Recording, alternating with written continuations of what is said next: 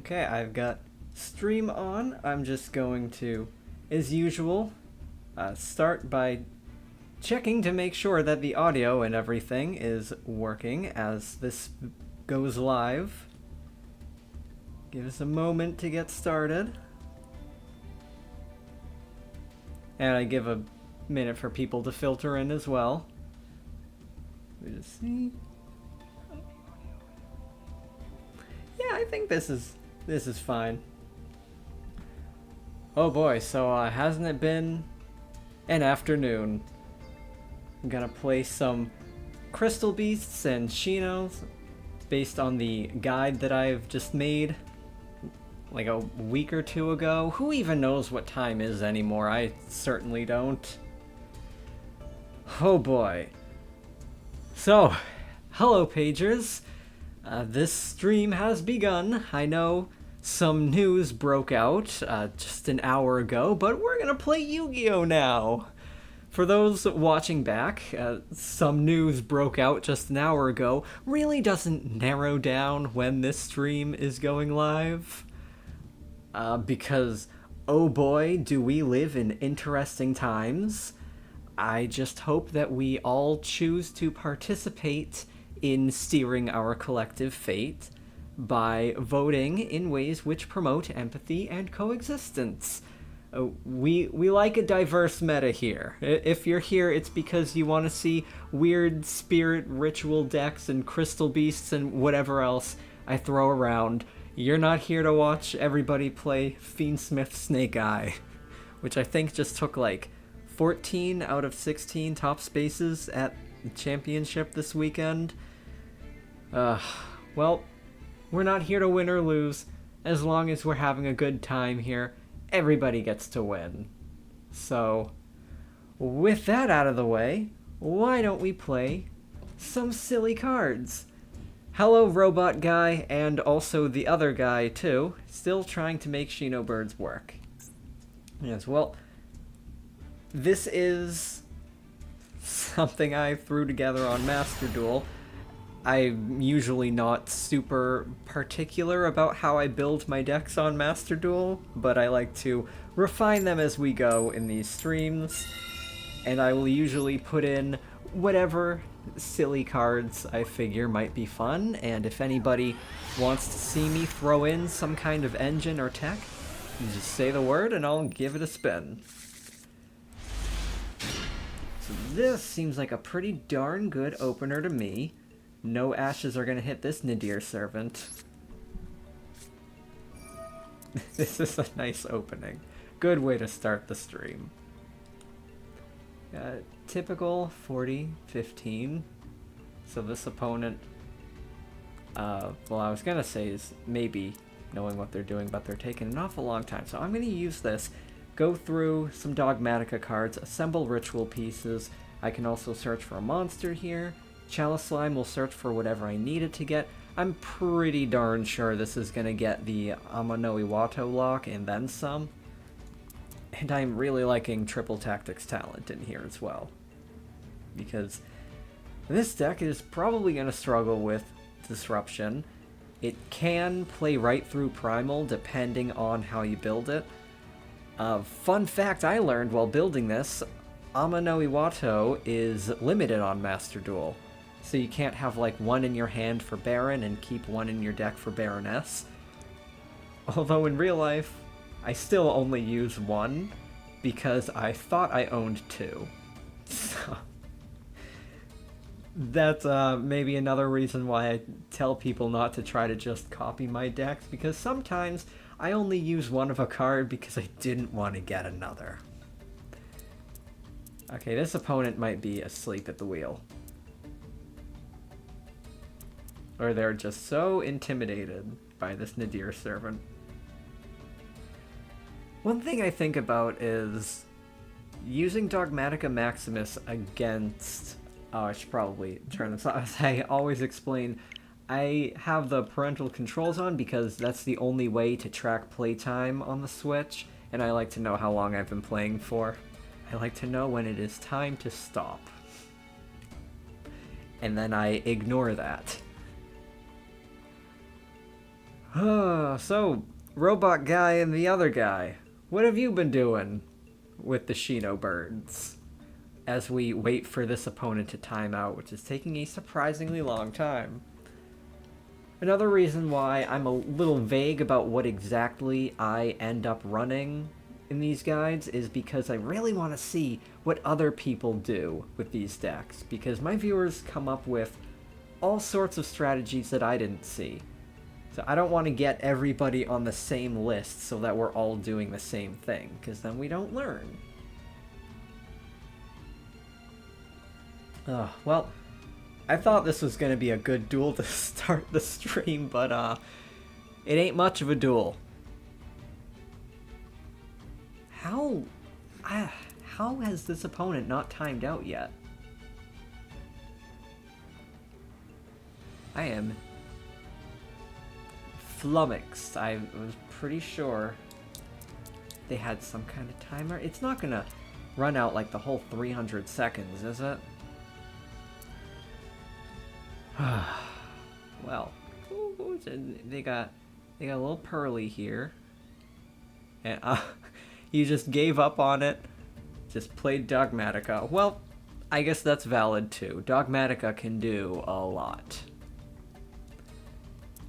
And also, I think if you throw in Dogmatica and also Impcantation, it's like pick whatever you want for the third archetype here. It doesn't have to be the Shino Birds. Although the thing about Dogmatica is, well, you gotta blend the Dogmatica with something else, right? Because they only have one boss.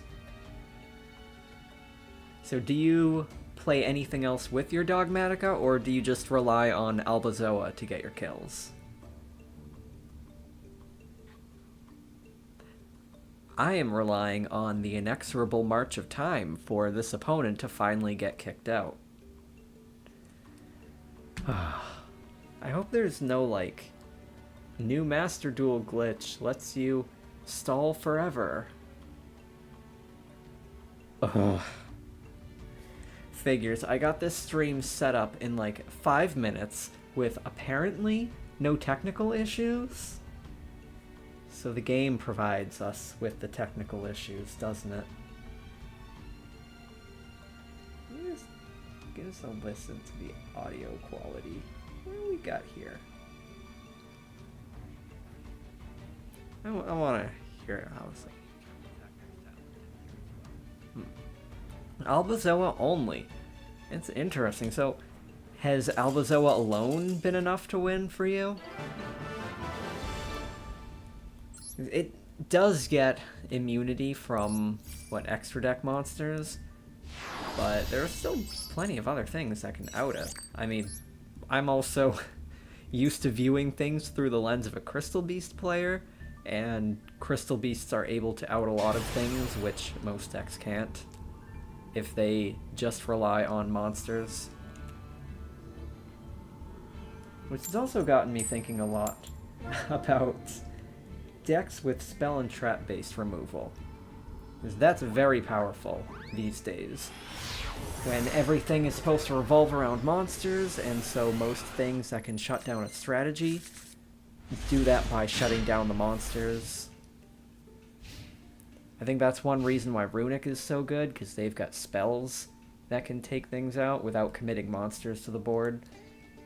I'm running a 54 card build here, and this is Synchron Weirdness.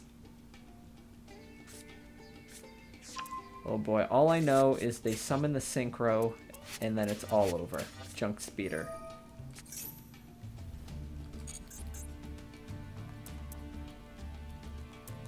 But, well, Assault Synchron, that doesn't mean it's necessarily going to be a Synchron deck. This gets splashed around, but I don't know what would get splashed with Mikanko. So this is just a search. Oh, that was resolution of a search. Okay, tuning, that's another search. Is there like a Mikanko engine?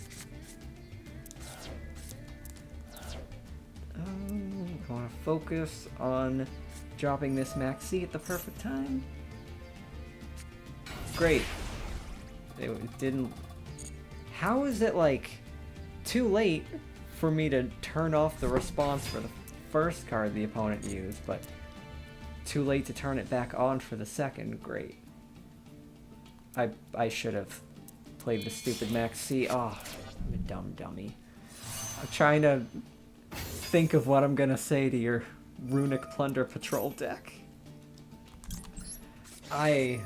It seems I still remain bad at hosting a stream and playing Master Duel at the same time. So, Plunder Patrol, Runic. Well, I hate Runic as a Crystal Beast player. I utterly despise it. But I actually own a Plunder Patrol deck that I built recently. And I'm quite excited to be trying out Dipsy Fiend and Necroquip Princess. Although at the same time, running a Fiend deck right now is pretty bold. I'm assuming everyone's going to be running like triple Super Poly and everything, and Super Polymerization is going to wreck Plunders. Okay, you're going into this. It's indestructible, and it can banish all cards the opponent controls. Well, I guess they are hoping they can go for a lockdown, if they are taking the Max C challenge. I might actually make my next guide video on Plunder Patrol. Still thinking about it, because I like that deck, but it's also pretty xenophobic. You can't add many outside strategies to a Plunder Patrol deck, and there are probably plenty of other Plunder Patrol Yugi tubers, probably. Like, what would I really have to add to the conversation? I'll consider it. Hello, your Daily Noko. You loved my Shino Bird video. Thank you. I had that script, like, half completed for a while, and then I realized, like, 3 days before the holiday that it's based on, that holiday was coming up, and that it would be added to Master Duel, and that I really should try to get my video out there, because it would get a boost from people searching for the cards as they've been added in Master Duel. So I like dropped everything to finish that script, film that video, and edit it together in a day. And I got it up, still with some technical issues, so I spent another day correcting those and re-uploading it, but it's nice to know that my Shinobird guide has been well received. There is not much competition on YouTube for Shinobird guides. And you love Plunder as well. Okay, so we've got 3 Plunder Patrol and Shinobird fans in the chat. Truly a first in Yu-Gi-Oh history. We found 3 people who play both of these decks. What do I have in my hand? I have no idea. I'm gonna get to summon this for free. That's gonna get me to a free Albazoa. That's nice. Talent will help me play through things. I'm thinking about how I can get Harpies in here so that I can drop Featherstorm on my turn. If anybody knows Harpy stuff, how we can splash that in here, let me know. Because I know Harpy Dancer can trigger Stars Align Above the Shrine because it triggers from wind monsters returning to the hand, and I've got wind monsters that can return to the hand. Okay, so they are probably going for the full turn skip here. No, the level 12 turn skippy guy is banned in Master Duel. Okay, I gotta really think about what I'm facing here. What is going on here? I should be planning out my turn. Synchro Rumble. Okay, it gets a Synchro Dragon back out. And this from the graveyard can protect from destruction. This will banish my field when a monster is activated. Unless I can draw and drop Amano Iwato, which will shut down all of my opponent's synchros. That'll be like a free win. Opponent activates card or effects. Negate it just once. It'll stop anything. Man, if I get Amano Iwato, that's it. My opponent's whole board. Oh, I have it. They're gonna make a whole bunch of level 12 synchros, and they will all be shut down and then returned to the extra deck. Woo! Alright. We are the only Plunder Shino fans that actually exist. Definitely.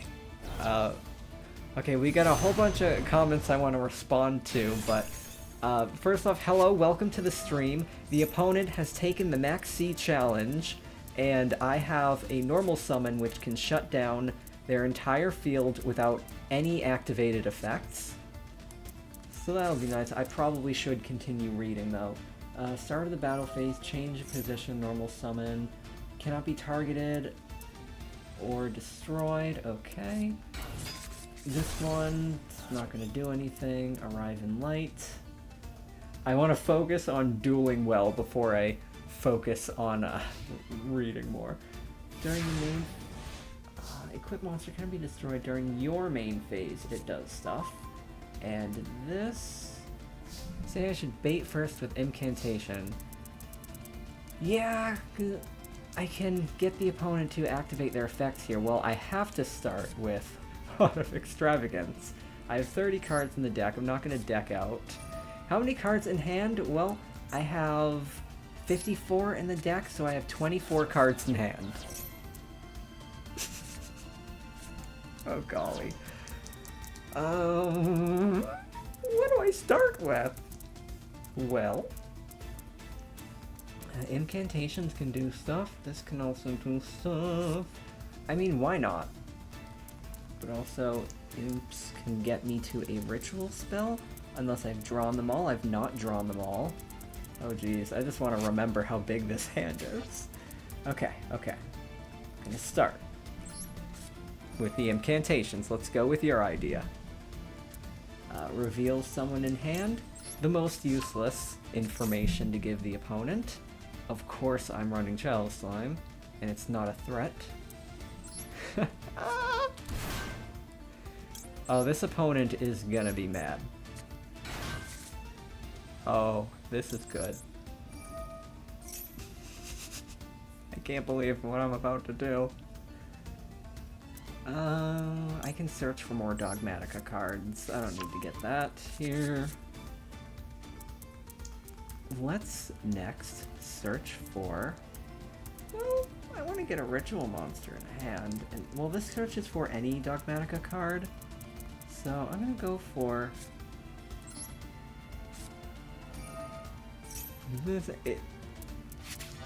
I mean, I've got so many cards I don't actually need, like, any of these to resolve.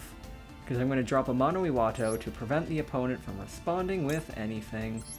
And then I can go for my Shino combo, use the Baron, which will return 3 cards to the hand. So the opponent loses their synchros. I want them to do something so I can chain Dogmatic Calamity. I mean, so I can chain my 3 stupid options to steal one of their monsters and get even more damage. So let's keep going. I want to take a monster with 4,000 points, please. But they're not taking the bait. They'll probably take the bait. But yep, there we go.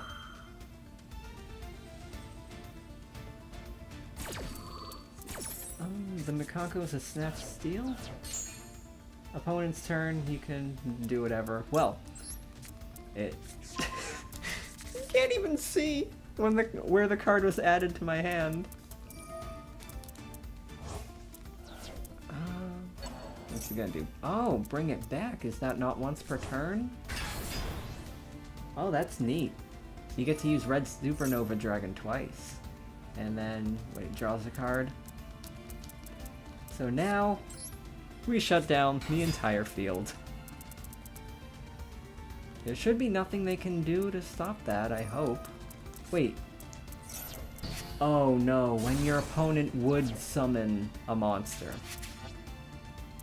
I just messed up big time. Whoops. Oh well.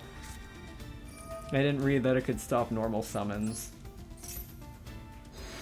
But now you say this has a Snap Steel, but if they try to snatch it, can't I use Red Supernova Dragon? Probably, I hope. Let's just... Well, okay, fine, I'll read. I'll read the card. During your main phase, you can special summon and equip. This is during your opponent's turn. Just take control of it while it's equipped, but I have that checked by Red Supernova Dragon. So I don't have to fear that, and I can go for Calamity. Ah, well, I didn't know it was a normal summon negate. Usually things are like special summons. But now, can't I chain this thing's effect? Yeah. That'll banish all the opponent's cards. Or, do I go for this? Well, yeah, I'm gonna... I don't want the opponent to get it back at the end of the turn anyway, and I doubt I'm gonna have much trouble. Unless they just drew Primal. That would be pretty lucky. But... dump this out of the extra deck. And get 4,000 points. And I wonder if it'll be fun to make the opponent cut their extra deck in half. They've got 7 cards left. Not much to send. But they also probably won't have much to follow up with. I wonder if they've got anything in the graveyard they can use. I mean, I don't want to get too careless. But I can also make them send 2 more cards. As we just cruise for damage here. What a silly way to start this off. So let's take a draw from Garura. And do I not have Herald of the Arclight, or did... Oh. I think all 3 of my Heralds got eaten by that Pot of Extravagance.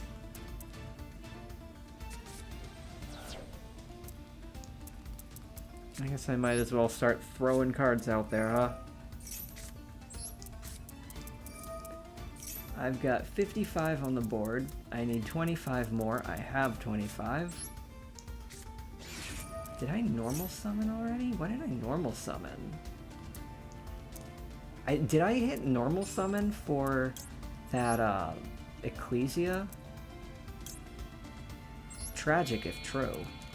I can easily ban... You know, I think it would be fun if I had Yatagarasu in this build, and I poke them with Yatagarasu after banishing their field and dumping out their extra deck. Alright, we got game.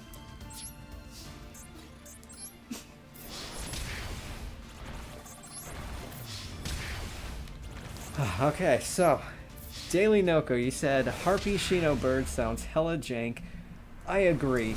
I've been trying to work in some jank stuff with the, if you know those level 4 paladin rituals that can summon dragons, there's an armed dragon one who is wind, so that can be summoned, and it's level 4. It can be ritual summoned from the deck by our field spell. So I've been thinking of how I can get armed dragons in there, or well, it technically summons any wind dragon. So I think it could it summon Harpy's pet dragon? That'd be something. But I figure if you get that far into a combo, you probably don't need Featherstorm anymore. Who knows? Maybe I should try that at some point. And Nth Query, you found my video after getting locked out by a spirit deck in the Xyz Cup. Was it me? I don't think I've actually played that in the Xyz Cup yet. But, okay, here's an interesting hand. If I go for... Well, I'm gonna need, at some point, my Shino Bird Ritual, the little one, the Baroness Shade. If I go for the Baroness Shade, then I'll need something to tribute for it. If I go through Impcantations, I can get Talismandra on the field and her in hand, so that's a free tribute. Then I can search for the continuous spell, go through my combo with this. I think I'll be fine. I've got this. And then I can use Shinobird's Calling without having to search for another monster, which means by the time I do use Preparation of Rites, I can have a ritual spell in the graveyard. So I get that back from Preparation of Rites. Whew, okay. Sequencing.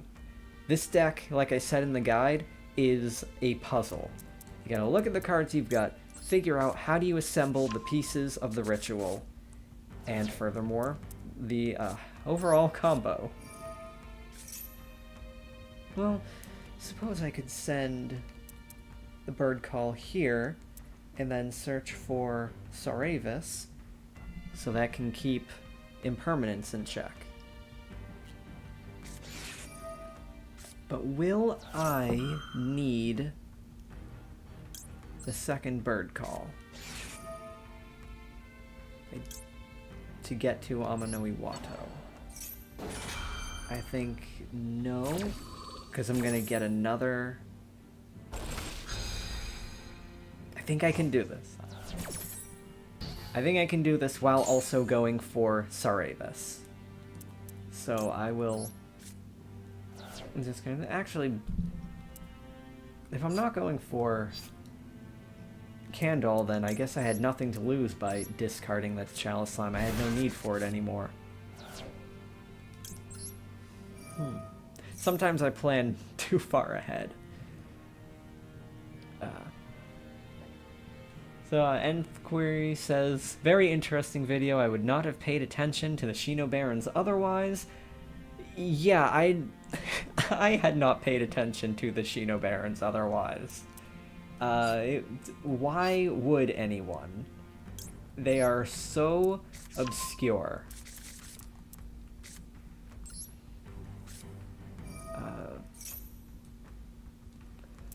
So now I search for Sauravis and I get my ritual spell back. So we had the strongest Yusei versus the weakest Shinobird duelist. I like to think I'm a decent Shinobird duelist. I've gotten a lot of practice in with this deck before making that guide, and I've owned the deck since whatever set those new Baron Shades came out in. I've been doing this for a little while. So this deck is the ritual version of Kitchen Sink, the Halkdon combo deck. Man, I did not enjoy those, couple of years when every deck was just a combo pile that used Crystron, Halqifibrax, and the Artifact Scythe lock. Everything was just lockdowns, and Mystic Mine. Oh, I didn't read his cards. Well, returning viewers will know that I have had some difficulties on stream trying to read all the cards and also duel against the timer, particularly when using Crystal Beasts, which use a lot of effects which summon multiple monsters at the same time, which in Master Duel's user interface just takes forever to input. So I would time out while resolving Ultimate Crystal Rainbow Dragon Overdrive.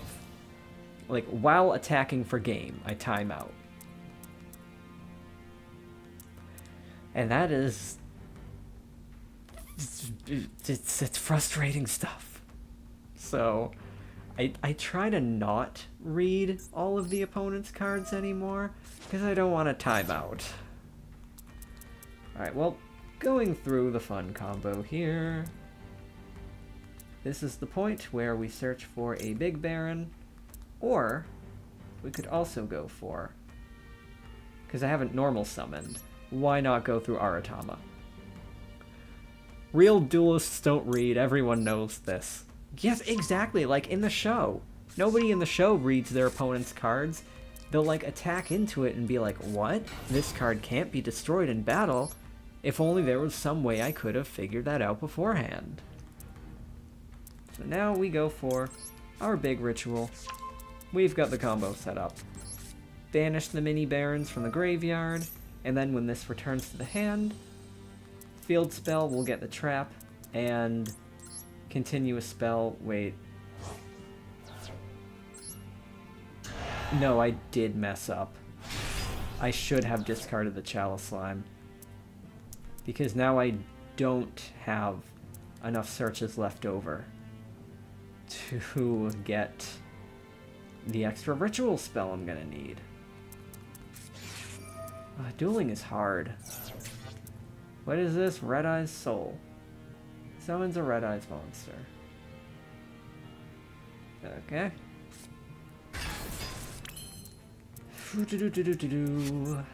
Well, what do I have to summon in here? Masquerade and Little Knight. But I won't. Okay, so I messed up as usual, but at least I'll have things to do on the other turn. How does that even work? How does what work? Or Daily Noko saying empty jar deck using the new Rizal cards?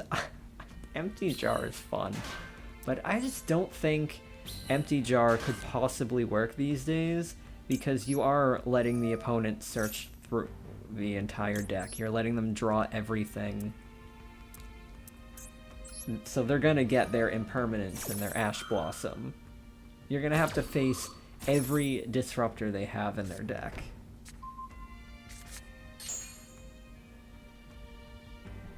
Okay, so I messed up a little bit, and I do need to search for another ritual spell instead of Amano Iwato. I miscalculated. I really wanted to keep that Impermanence checked.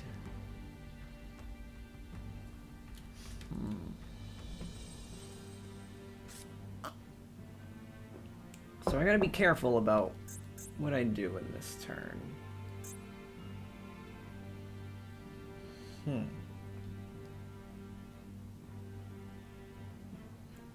So I'm curious, what is your Rizal deck doing with empty jar stuff?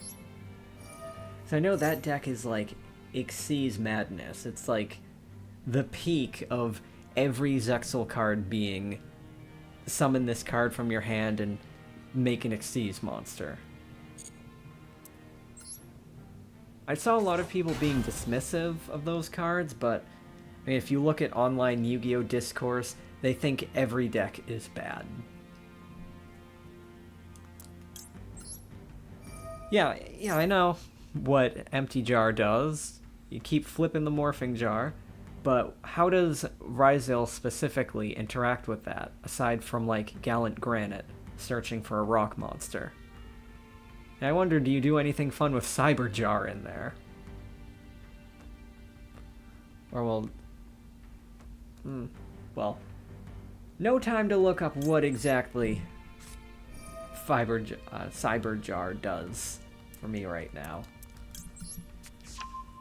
So I gotta keep my eyes on the road here.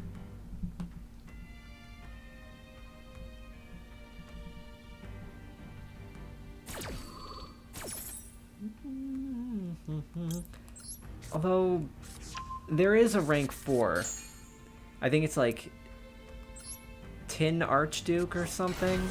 One of the earliest rank 4s that can flip things.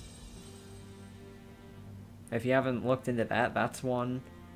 I think it's kind of similar to Wind Up Zenmine, or no, Wind Up, whatever it was. Rank 4 Wind Up that they put in the tins, even though it was garbage. And the only reason to run it was because it had 2,500 attack points.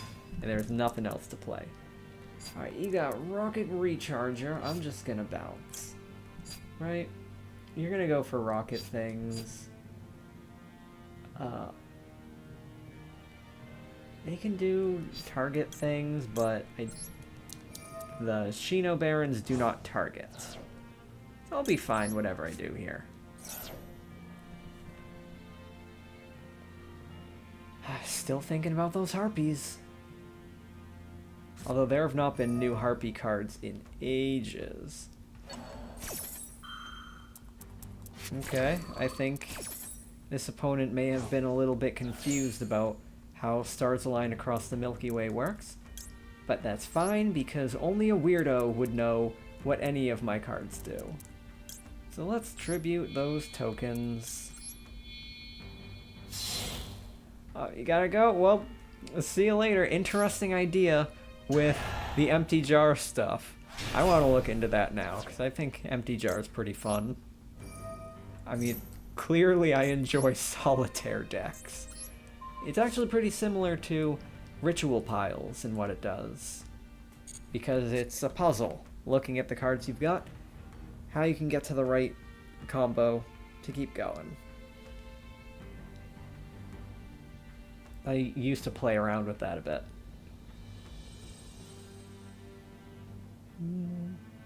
I think Morphing Jar is probably going to be like limited forever because of that.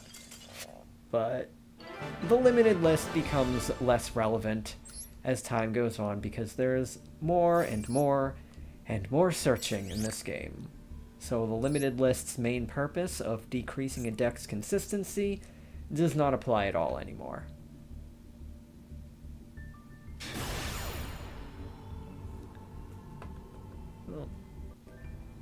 So, going back to when we were talking about Plunder Patrol, Robot Guy, you said that your other deck is playing around super polymerization now. I'm curious, how do you do that?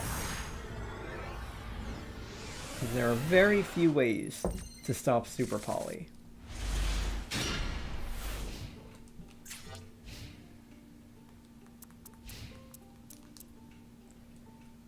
I want to make sure I can see what the opponent is doing right away, so I can bluff the max C better, or avoid letting them know that I have some kind of prompt. Alright. It's always nice to see Sakitama. Not as nice to see 2 talents, but I figured if people have, like, negation, the talents will probably eat that. You end on 3 towers with Raidraptors? Oh, is it a Raidraptor deck specifically, not one with Fiend things? So you also mentioned Fiendsmith in Plunder Patrol, and yeah, like, I assume Fiendsmith is going to be a huge boost for any Fiend deck. Plunder Patrol certainly included. What should I do here? Should I go for Princess, get Power Spot, and like stall while gathering resources? Should go back to the hand. I would set Stars Align, but I wouldn't get big ritual in hand. So maybe I just go through. Well, I suppose I can still go through this, because the field spell is not once per turn. The combo does not work as well if you start with the Shade Baron, because then you don't get 2 spirit monsters in the graveyard. So if I was going to go for a level 8 ritual, I would have to tribute the Sakitama in my hand, but Sakitama only comes back once per turn. I wanted to hold on to my Sakitama. So I guess I just go for Stars Align above the Shrine again, because it's not limited to once per turn if I have a fresh copy, which is weird, but here we go.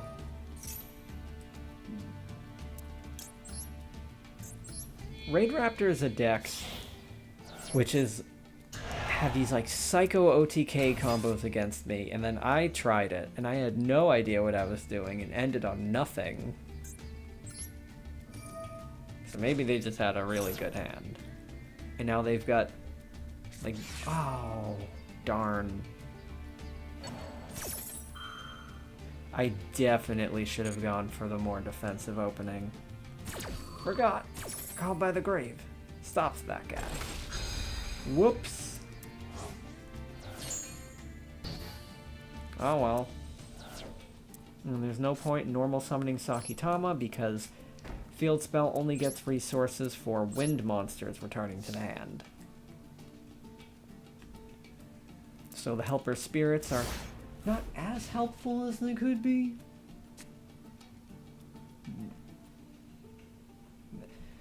So this build of the birds is using Shinobirds, the Helper Spirits. Oh, this is going to get negated from the previous turns called by the grave. But it's a mandatory effect, so I have to activate it anyway. So this uses Shinobird, the Helper Spirits, Impcantation, and Dogmatica. It's Yubel.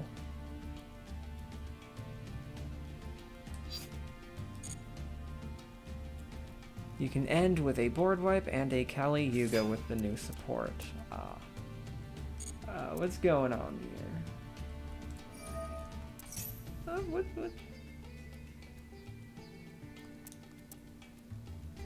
And then Nightmare Pain, so that's a continuous spell.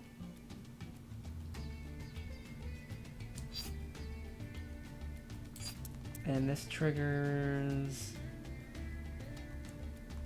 Well, destroy evil. Maybe I should hold on to my Dogmatica punishment. Or actually, oh no, I could have used that sending Entus, and it would have destroyed the continuous spell before the opponent got to use it. This may be my first time against an actual Yubel deck that might be good. I've played around with the cards myself. So this card wants to be tributed. I think here I should go for the punishment. That might be the smarter option.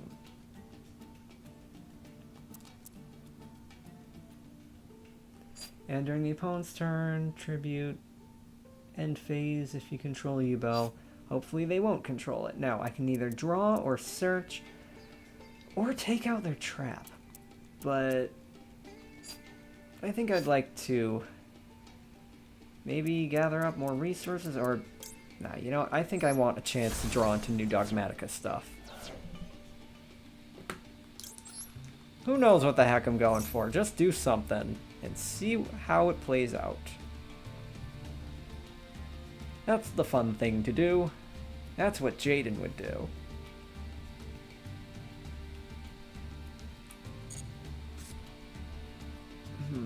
Well, this uses a lot of graveyard stuff, so calling by the grave will help.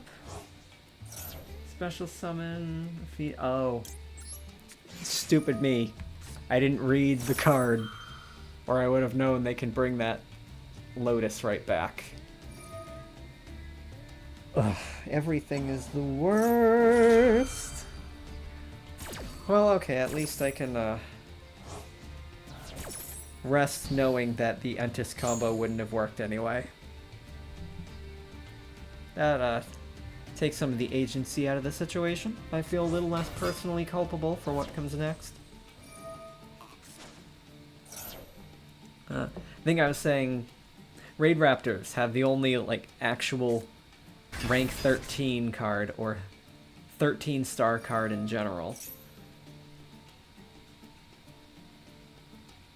Which is weird, because they only went to 13 stars for that one, like, reference to the final episode of Zexal. But then Raidraptors is just a random thing out of nowhere to get those 13. Alright, now am I gonna die?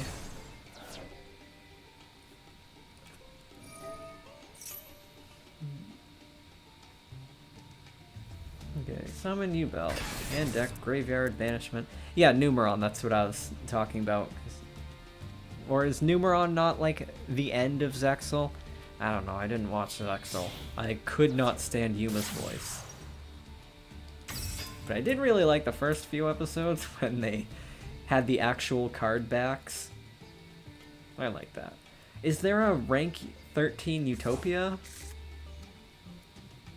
I haven't seen that. And also, these new contact fusions they've been making that like come from the graveyard are ridiculous.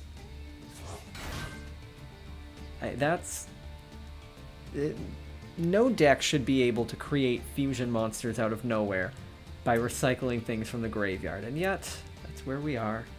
So opponent's turn.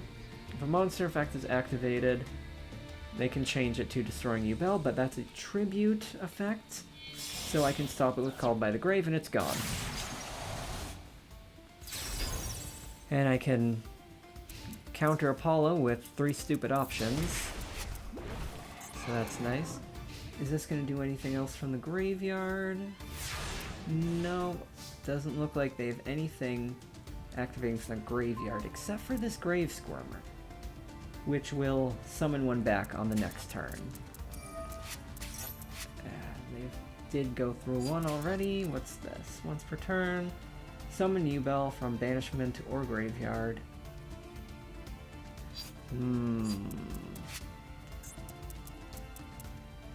Oh, from banishment. So they're gonna summon Spirit of Yubel. Wait, no, that was returned to the deck. I'm such a dingus. No, they didn't even do anything with it. What? Alright. Well, I'll use Sakitama's effect, see if they negate it.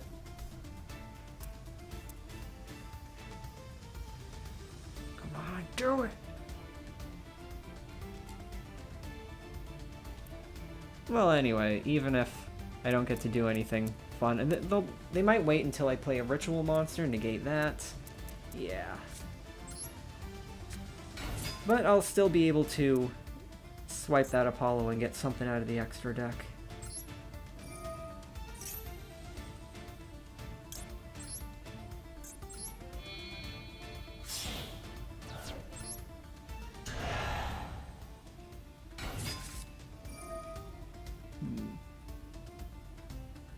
So I can add one of these back to my hand. She doesn't help now.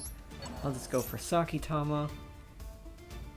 Oh, I really need the opponent to negate this, so that I can go into Dynamondo or SP. Yeah, there we go. Otherwise, I wouldn't actually have been able to follow up with anything meaningful. So I don't have any other low-level ritual monsters. I know people use Nephthys in this, but personally, I tried it, didn't really like it. So, swipe. Yeah, should be that.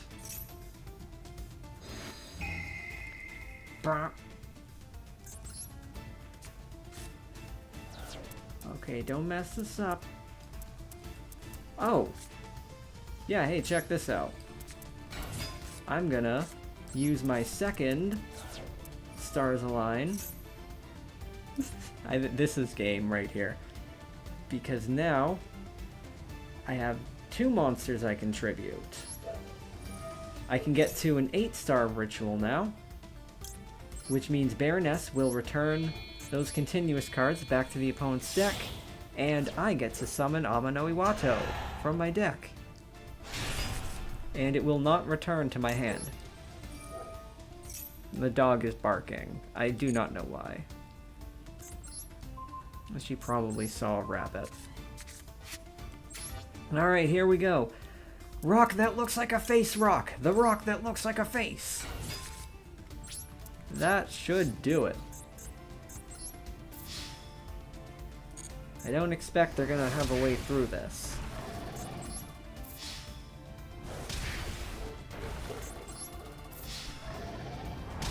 Dog's barking more. Should I go see what she's barking at? Maybe. But I don't really want to. Maybe after this duel. Well, bird. Bird.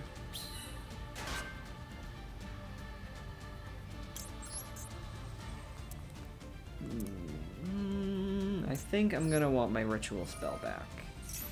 Or no, I haven't played a ritual spell at all yet. What am I doing? Oh well. Still more useful than Stars Align would be right now.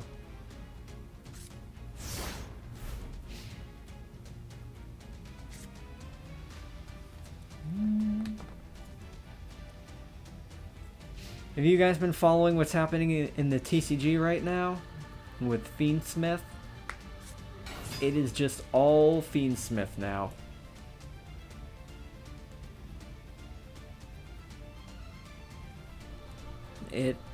has been just such a constant procession of tier 0 environments for the past couple of years. Makes me think that this game is really approaching its end point when the designers are doing stuff like this. Where evidently it seems they now believe that they can only sell sets if the new set has a deck which invalidates everything else in the game. And that tends to be a sign that power creep is approaching its end, because I think a lot of people are giving anecdotes that like their local tournament stores are not getting many participants anymore because nobody wants to put up with this tier 0 stuff. Well, personally I prefer Speed Duel, but Speed Duel's got its own problems, including with overpowered decks. So I like casual Speed Duel. Casual advanced format can still be pretty good.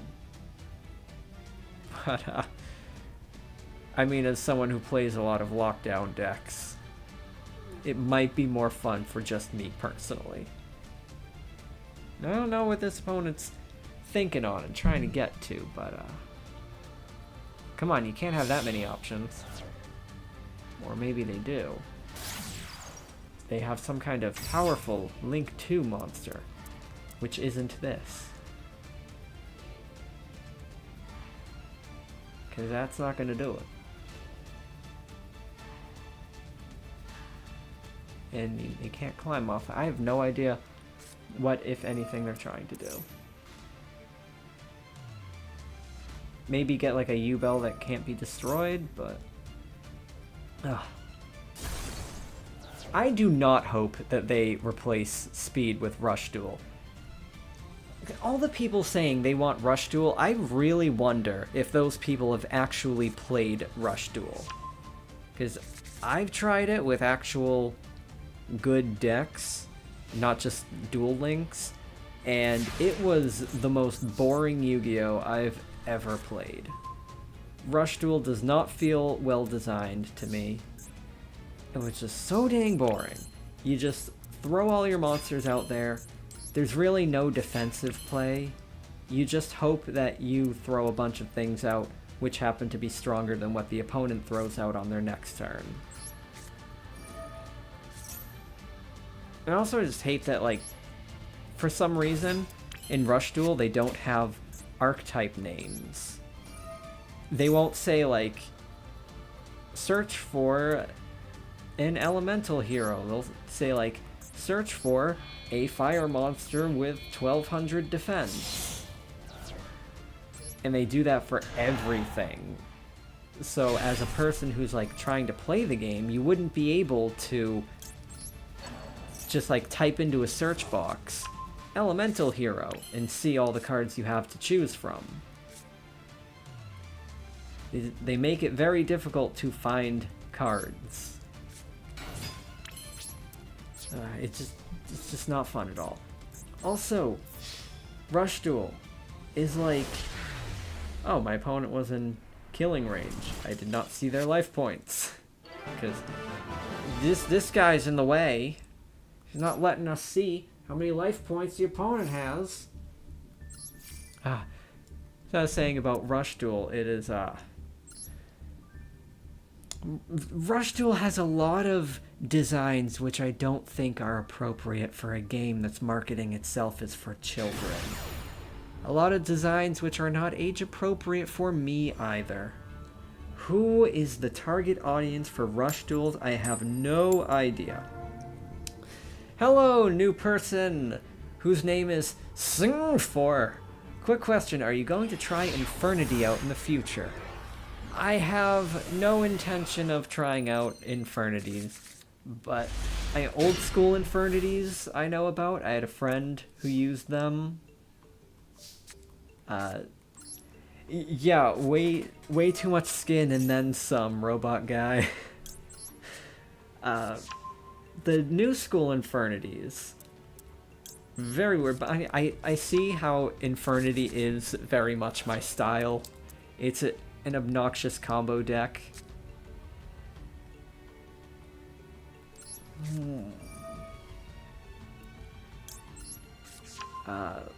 I've tried to get into it. It was a little weird to me. I remember kind of disengaging from Infernities when I saw that people weren't using them for synchro summons anymore. It was like all Xyz summoning. I was like, that's not the Infernity I know! Hold on, I gotta think. I want to set up a big Shino so I can get the tokens and get Featherstorm. But, I mean, you can never have too many bird calls in hand. But I can also just as easily use and recycle an Inception here. So why not get Inception around? Now, I can either Tribute Summon Maximus or Normal Summon Aratama.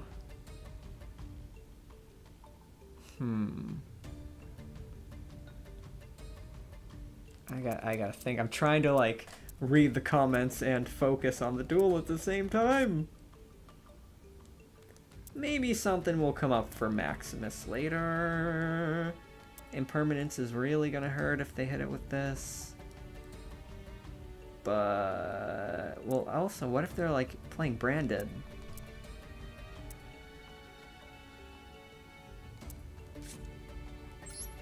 Maybe if I need a follow-up, we'll go for the Maximus.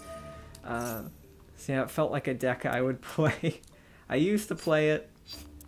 No, I mean, I would play it in, like, simulators and such. Not so much real life, I don't think. Yeah, I'm gonna go through my Shino combo. If I can get a little bit through the combo here,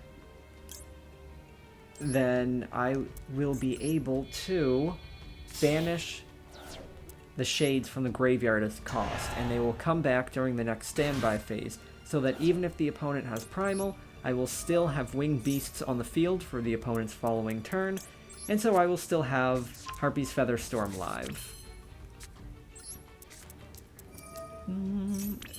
Yeah, so, Rush Duel's target audience just became the old weebs. That kind of seems to be happening with everything. Or I guess... was it like Rush Duel tried to target young audiences but failed at that? So now they have to pivot back to nostalgia stuff. Going for the same audience as probably Speed Duel, which is like established Yu-Gi-Oh players who just got sick of the advanced format. Is that what's going on with the Rush Duels? You know, maybe all those people who want Rush Duel in the West, I think they just want Diane Keto. Let's be real, y'all. Ain't they just here for Diane Keto?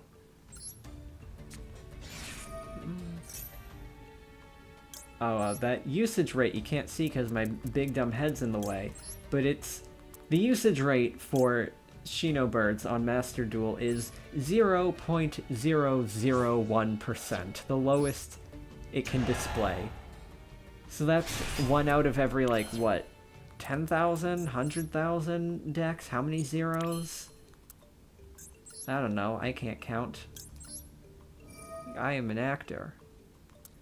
So let's use Inception from the graveyard, tag out for Bookstone, getting a ritual spell back. You can never have too many ritual spells here. And, well, another ritual spell as well. Nth Query had a long stint with Infernity. You know what they say about 90% of gamblers, after all. They quit just before they hit it big. I'm going to have 2 cards going back to my hand here. So I'm going to have to set once more. And there we go.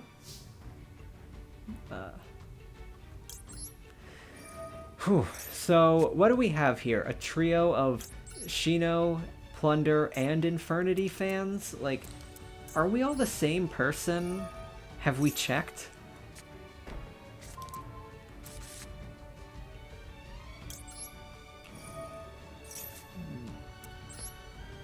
So I'm not really sure what Infernities are doing these days. I'm a little surprised.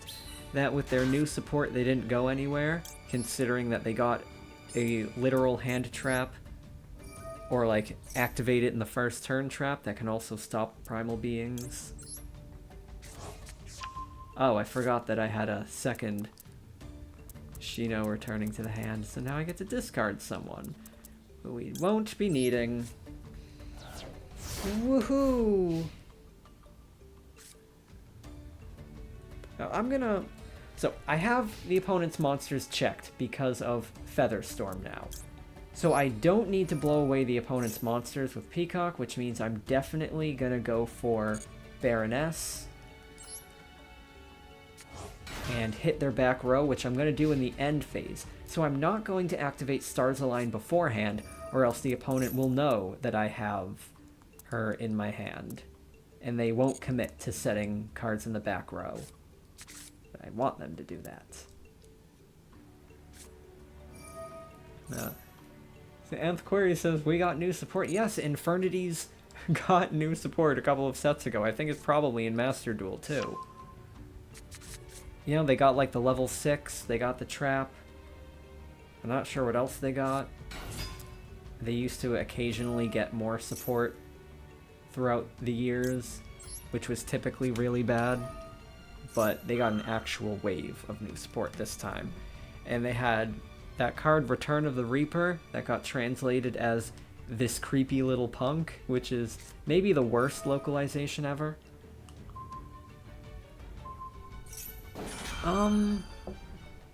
Sir, destroying spells and traps does not negate them. Oh god. Hey Twitch chat, does MST negate?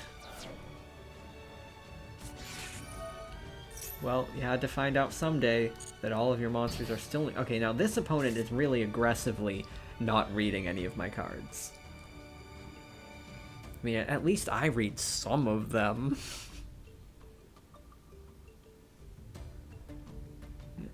I mean, hasn't the OCG, like, unlimited Infernity launcher? Or is that only Archfiend? Alright, I don't care about Garunix here. Go for it. I've got all the resources I could need. I'm gonna wait until their end phase to search for Baroness and send everything back to the deck. And she's a big girl. So she's gonna swing over their monsters too.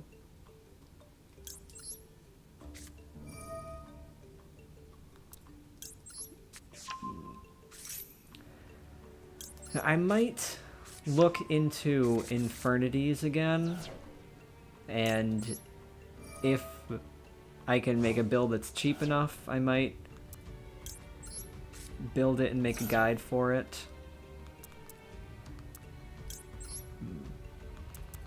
It's a little weird because I think my, like, claim to fame here as a Yugi tuber, like my style that people like, is that I have the cards physically. So I'm kind of limited to decks which I own physically, and I don't want to start buying new decks just to make videos on them. That's not financially sustainable. Because I'm just gonna be... I'm not making that much money off of these videos to be really, like, investing in individual videos. I've already spent, like, on equipment far more than I'm probably ever gonna make. It's a hobby, but I don't want to break the bank making these videos. In the relative sense, you're still pretty new to Yu-Gi-Oh! You started after the new Infernity support at the very least. This is a mandatory effect when they summon back, but if you don't have any zones, they go to the graveyard. Standby phase, that... No, that... I was thinking, is that this guy on the field, he comes back and destroys everything? Nope. Alright, so I think I'm just gonna go for game. This will blow away their monster. And I drop Amano Iwato. They won't be able to activate Kirin or anything. Anything they might have, shut down. So when exactly did you start playing? Was it like, do you mean it was after this new Infernity support, or like before it? Or you just didn't know that I was talking about the support you already knew? What's the time frame here? I'm a little confused. I'm also,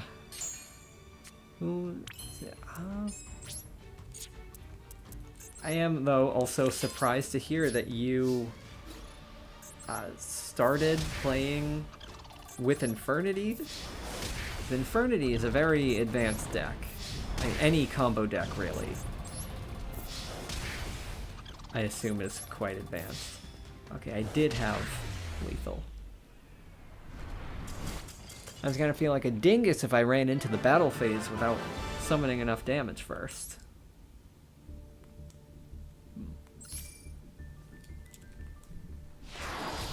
I mean, I've been playing Yu-Gi-Oh! Since the very beginning, so I have no concept of what it's like to learn this game and how...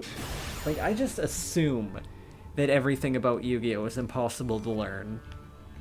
Because what kind of masochist would play this game?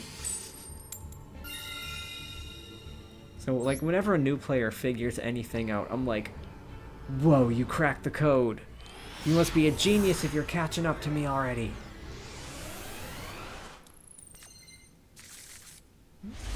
I just, like, can't imagine anyone playing this game and understanding it at all. But I bricked. What did it say? I've won 8 duels in a row. It was time to brick. Well, do I have the Bagoogler in here? I can at least try to stall a little bit. Because Aratama is a 1-card rank 4. It's been used in pile decks.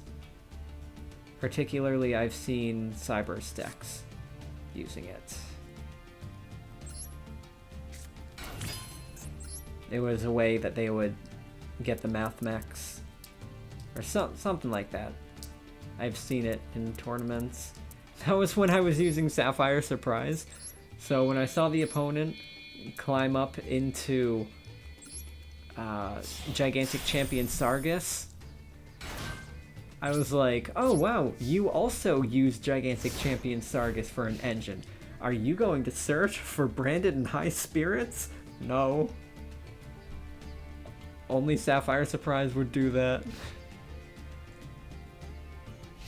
Blindly going in thinking you can beat every deck with a deck you saw on YouTube.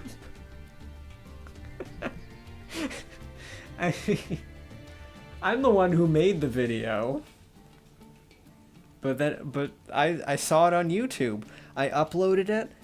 Like, I thought that Shino Bird was trash until I uploaded it onto YouTube. And then I saw it on YouTube and I was like, whoa, this is the best deck. Okay, it's time to switch the Bagoogler to attack position and lockdown. Think. I'm gonna assert. Well, no, I can get a monster. I can get. I can get to a Dogmatica summon with this. That'll be 4,000. That's 61 for damage, and that's. The opponent's gonna have 400 life points if I do this. Do I want to take a risk like that? It seems the opponent doesn't have anything that can stop Baguska. They're waiting for him to time out. If I go for rank 4, I can get 1 extra search if I send Arclight and go for the level 4 ritual, but that 1 extra search won't get me anywhere unless it is to Incantation, Inception, which will get me to summon the Necros. But if they target, I can negate. Maybe I should wait one more turn. It's interesting that you mention Pendulum Magicians, because for the past couple of days I've been trying to learn a new deck. There, every now and then, someone comments asking me to make a Pendulum deck. But Pendulum decks are for absolute nutcases. So I've been trying to learn a Pendulum deck. I've been working with the Draco Slayers, but it's been Draco Slayer plus Performapal plus Performage plus Pendulum Magicians plus Odd Eyes, which might be a bit too cluttered. Oh, and plus Zark and the Supreme King. So it was a 110 card deck with like a 60 card extra deck. I've been trying to whittle it down, and if I find anything that works that makes for an interesting enough video, I might make a guide on pendulums. We'll find out. Oh, we also might find out what the opponent's playing. Allure of Darkness. I'm thinking this might be branded.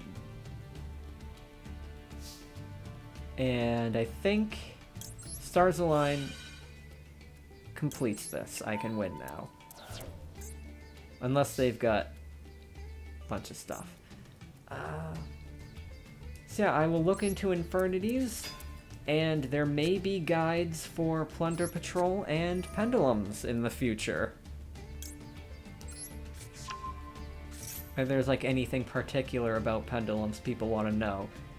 There are already YouTubers who have made various Pendulum guides. So as usual, when I make a Pendulum deck, I'm gonna have to find some unique MarkThePage twist I can put on there. Because I don't want to just put out deck guides that other people have done. I don't know, even if I think maybe I can do it better, I don't know, I mean, I feel like most of my views, like, when I reach people, it's probably because I'm making guides on decks which do not have many guides. Okay, I don't want to use Albazoa against this deck. Or do I? Well, now that they've got this in play, I can... No, I can totally do this. I'll summon my Spirit, go through a Shino combo, just get to Ritual, that's 3,000, I'll have 51 damage. I think I can do this.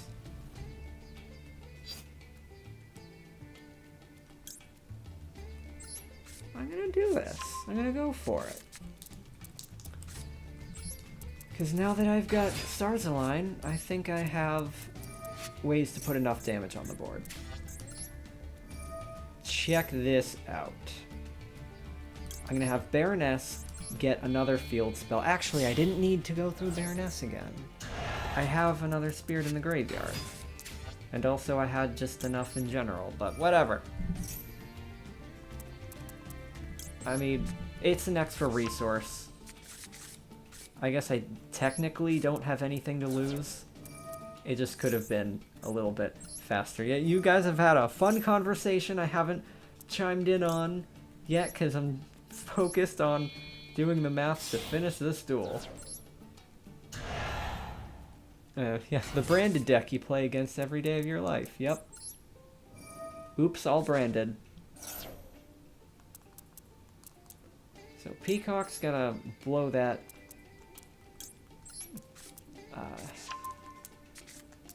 Bestial off the field. It was summoned far too soon. I was trying to think of the word. Prematurely summoned.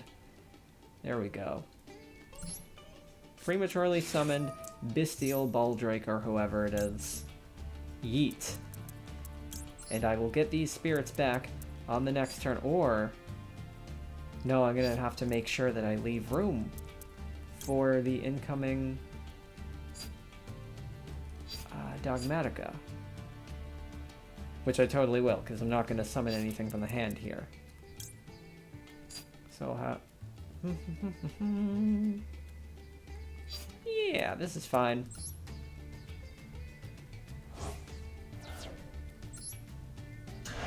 And then I'll go for Albazoa to wrap things up, although this will put me at the 5th summon. Please don't do anything about that.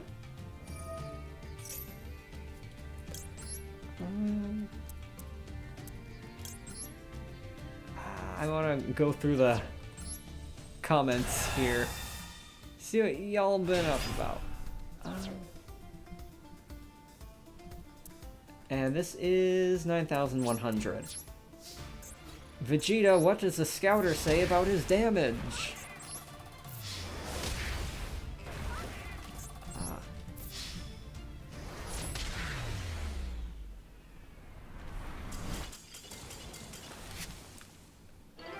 Okay, let's see what y'all have been chatting about over there.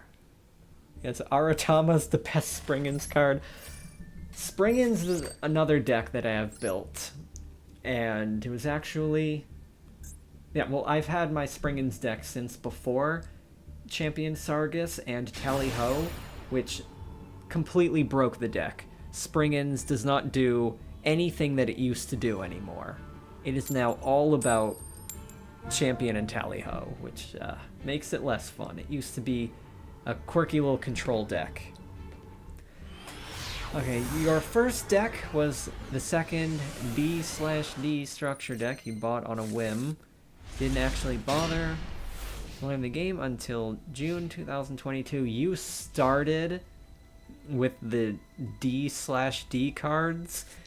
That is the actual most convoluted deck ever made. Like, I don't have the patience to learn how to make a single move with that deck.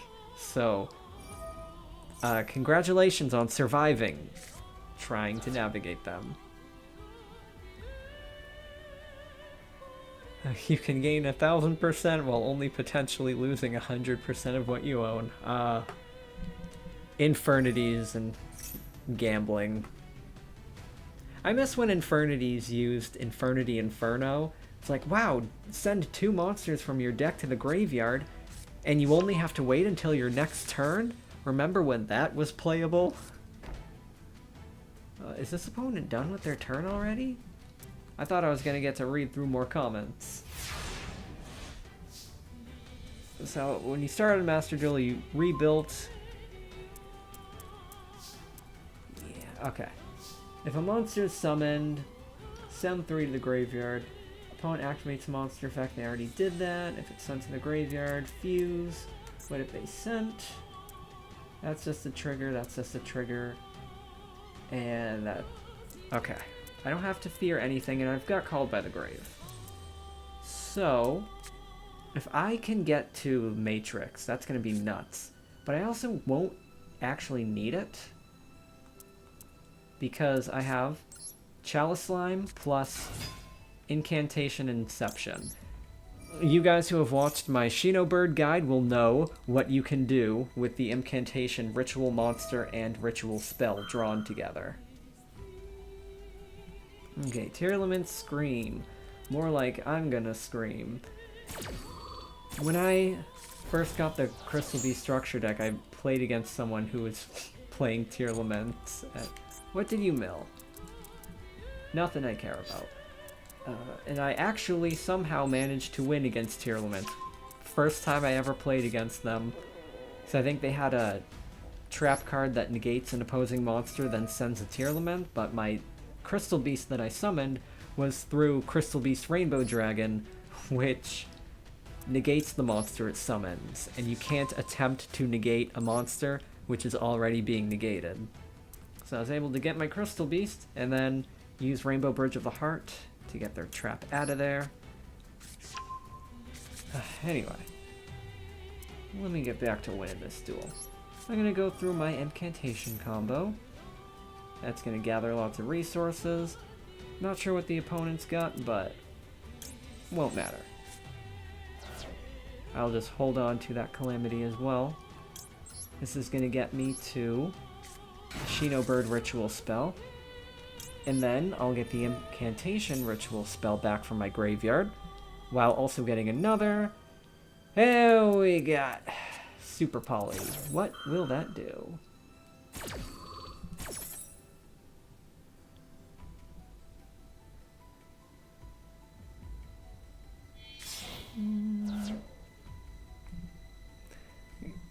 He said it's kind of hubris in either card format that some decks outshine a certain deck that saw better success in their own circle, and vice versa in Master Duel.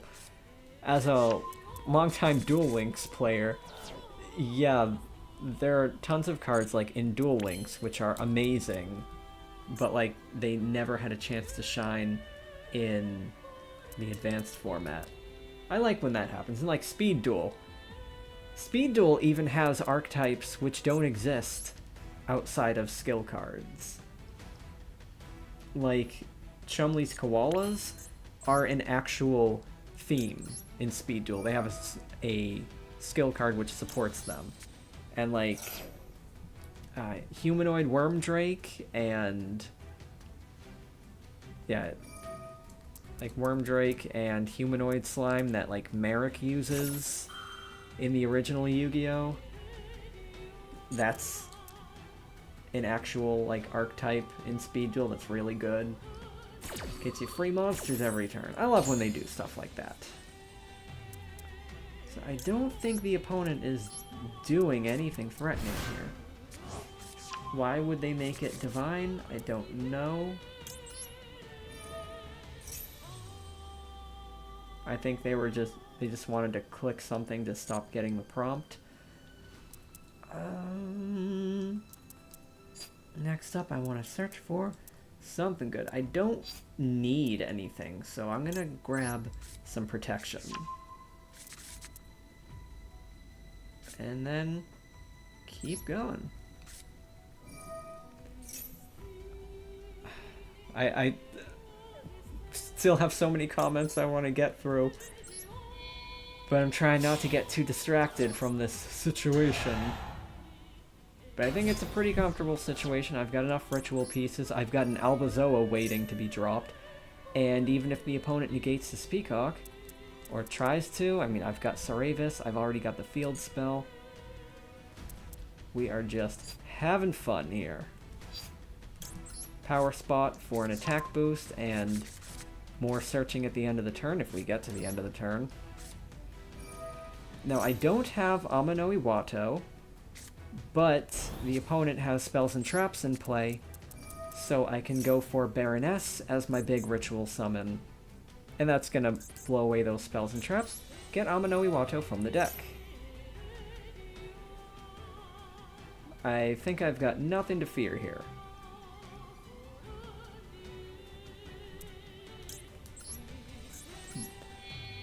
Alright, pendulums are fun, and Query says, looking forward to a pendulum deck. Yeah, well, I also don't own any of the pendulum cards, so...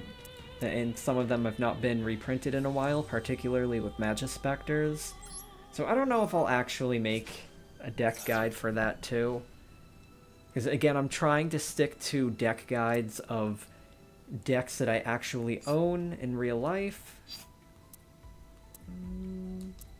Because I think that's my niche as a Yugi tuber. I think that's what people want to see. I started responding to comments again, which caused me to have a brain fart and forget that I needed to search for my level 8 ritual there.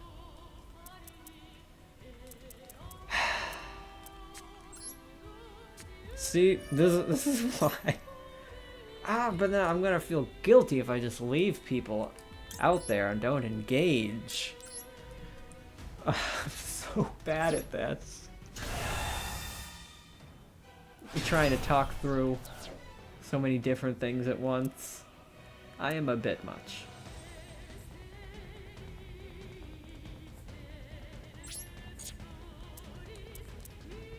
Oh, but actually I think I'm still fine, because I forgot Dogmatica Matrix. After you summon a Dogmatica Ritual monster, you can send from your extra deck or the opponent's extra deck to the graveyard, which means for summoning the Dogmatica Rituals, you get a bonus search. which is another big reason why I play Dogmaticas in this deck, and the Matrix. So now, even though I forgot to search for my Baroness, hey, here she is again. Everything worked out well in the end. So I'm gonna keep getting distracted and responding to comments. You've been playing with Draco Slayers and Super Heavy, and a lot of links. Yes, I know Super Heavies can set pendulum scales basically for free, and they don't even need to pendulum summon, so it leaves that open for you. That is one of the many engines which I've been considering, but haven't, because, you know, I still have to trim the deck down from 110 cards before I can get around to the Samurai.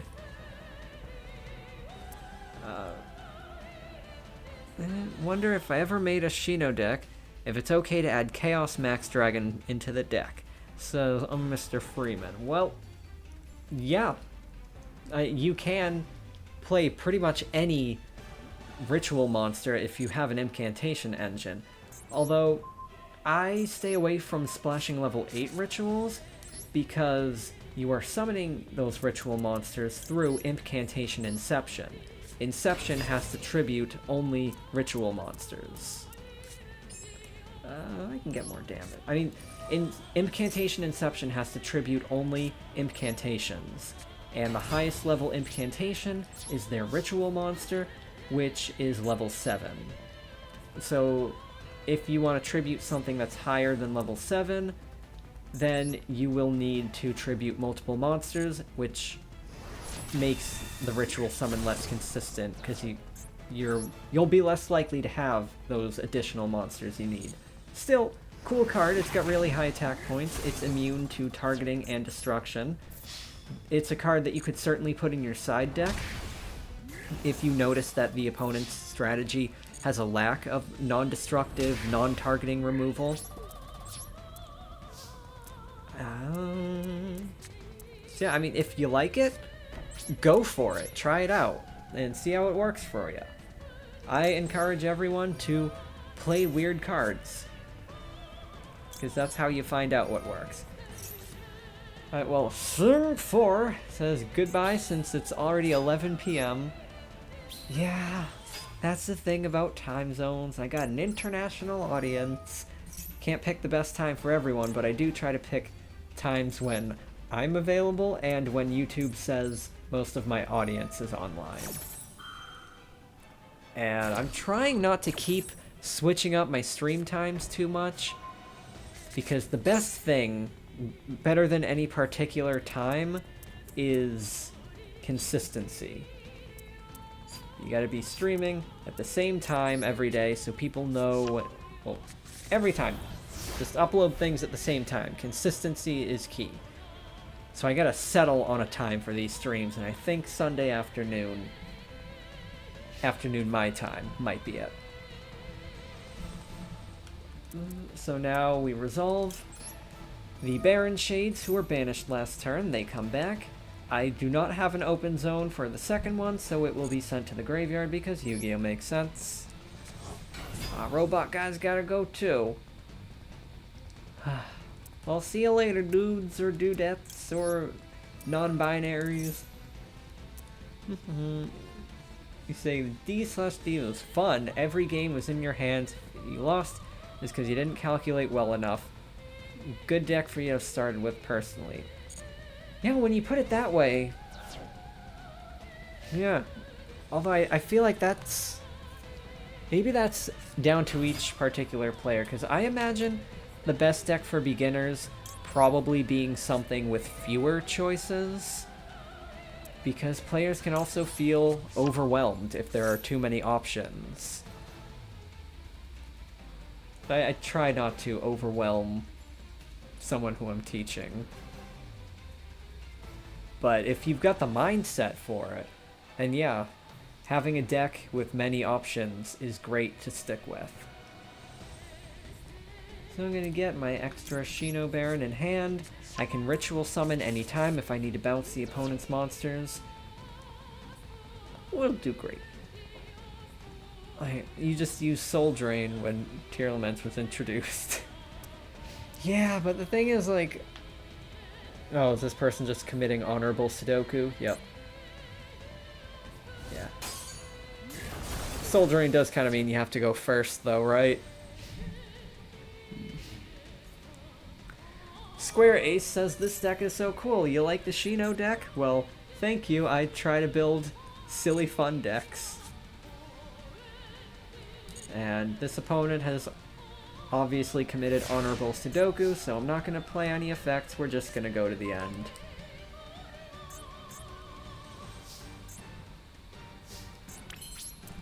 I don't like to drag things out. I'm not going to be one of those players. I mean, at least when it's obvious that the opponent has given up. Otherwise, if the opponent has even one card left, I'm going to keep going, because you never know when that one last card might be something that can keep them going. Hey look, 10 wins! This is... Why am I having the most successful win rate in this stream when I'm using probably the least viable deck? Ah, it's a sign. I need to play more jank.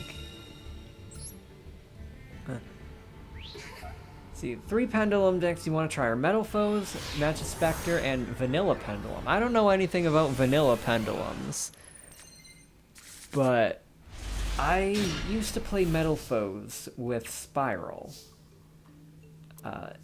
And I've also been playing them more recently with Formula Athletes.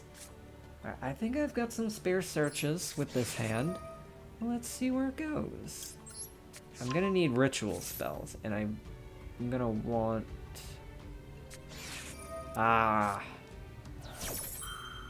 We got hit with the Maxi, which hasn't gone through yet today.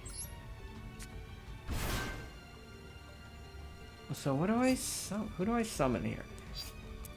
I'm just gonna have to end it on probably Necros of Unicorn. It's gonna be one more special summon, but it's got a floodgate effect. I mean, so does White Relic. Can snipe something out of the opponent's extra deck, but maybe it'll be more useful to shut down their extra deck altogether. And I'm also gonna summon Aratama, because that's just a normal summon. Let's see if we can play around that Maxi. Well, it'll be nice to get Amanoi Wato for the next turn. Maybe I'll have ways I can keep going off of this. On the next turn, I will be able to get that Incantation Inception back, along with getting another ritual spell or ritual monster from the graveyard from another incantation. I'm not going to do that now, because I don't want the opponent drawing more cards. They are on Bestials, because they have a response now. Okay.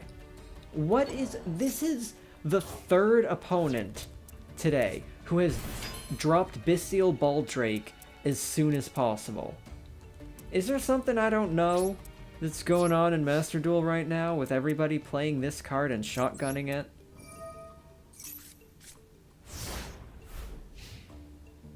Oh, I'm a dingus. I should have kept going. I should have taken the Maxi challenge, because now that they had put a monster on the field, I could have summoned Shinobaron and then special summoned Amanoi Wato. Ah. I was too busy being weirded out by the opponent being weird. Everybody being weird with the Bestial Baldrakes. Maybe that'll cost me my first loss here. As I was saying, I've used the new Metal Foes cards with a Formula Athlete deck. Total jank. Those new Metal Foes cards are really bad. Like, Metal Foes is clearly an engine for themes which like to destroy things. Wow, I survived that. Alright, well, I don't have any extra deck monsters in the graveyard. And I don't have incantations for a tribute summon. But I can go for Aratama. I can still go for a Shino combo, and if I go for Sakitama, Just kidding. No Sakitama. But if I could get Sakitama, that would grant me an extra normal summon, and I can play the Amano Iwato. I might be able to get it later. Probably not, though.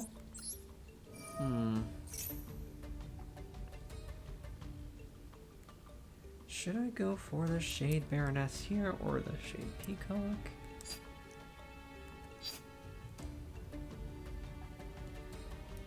I mean, again, as usual, there's no reason not to go through this Shade Peacock, even if it's not necessary. I worry about burning through all the copies that I have, but it's probably not gonna be more relevant than getting free monsters. Oh wait, if you're... What? That triggers on a ritual summon? Why would that trigger on a ritual summon? Nobody even does that. When was the last time you saw someone ritual summon? What do I do now? I mean, she'll come back on the next turn. But she's only got 2,000 defense. She's not going to survive. And Power Spot's not... Oh, wait. Power Spot can buff her up to 25. So maybe this is going to be weird. Get ready for a weird duel, y'all. Weirder than my regular duels. Okay, so I was saying about the new Metal Foes cards. The new Metal Foes cards only function, like, at all if you have a really big combo. They have so many moving parts that they need to assemble in order for anything to go through. Like, you need 2 monsters to make their fusion, you need to have like another pendulum scale active, then you need something else to destroy the fusion, and then you need things to pendulum summon, which also means you probably need to have Link summoned. It's like, you're not going to have all of those combo pieces. And even if you do, it's not much of a reward. Like, any other pendulum deck with that many combo pieces would get something way better for a payoff. So the new Metal Foes cards are just so bad. And also, Metal Foes are a supporting engine for things that want to be destroyed. So you're not even going to be going for those combo pieces. Like, out of so many duels I've done with Formula Metal Foes, I don't think I've ever once actually done their new pendulum combos. Magic Spectre, though, with its new support, seems very interesting to try out. They've got a new Link that can set up a 4-monster pendulum summon. And they also have tie-ins with Draco Slayers. Haha, I'm dead. Branded Fusion. Yeah, I definitely should have taken the Max C challenge. Okay, now we get to, I think, the final question or comment we have on here. Nth Query says, if there were a way to slot in a normal monster and some of the level 5 BLS knights, I'd personally try to use BLS Legendary Swordsman to have a more controlled shuffle than Sumuha, the Lord of Swords guy. I have not looked into using Blackluster Soldier cards, because they are like level 8 rituals. As I said earlier, I decided to stay away from level 8 rituals because anything above level 7 that I'm probably summoning through Impcantations is probably not going to work, for the same reason that level 9 ritual monster is not going to work with Shinobirds summoning from the deck, because they only do level 8. So BLS, as with Beaufort 9, is 1 star more than I can comfortably afford here. We are die. Alright, well. Fortune favors the bold. We're taking the Max C challenge next time. With all these bestial gosh dang Baldrakes. Baldrake's Gate. That's the new video game all the kids are playing these days. Bestial Baldrake Gate. I have no idea what that game is. I only play Nintendos. You can see my silly Zelda Joy-Cons that I got. And then they made cooler Zelda Joy-Cons. So now why do I have these? I want the other ones. Ah, but I haven't played Tears of the Kingdom yet. I am behind on a few things. And I'm feeling a few cards short of a deck right now, too. Let's see. How can I do this? As long as I can ritual summon anything. Right?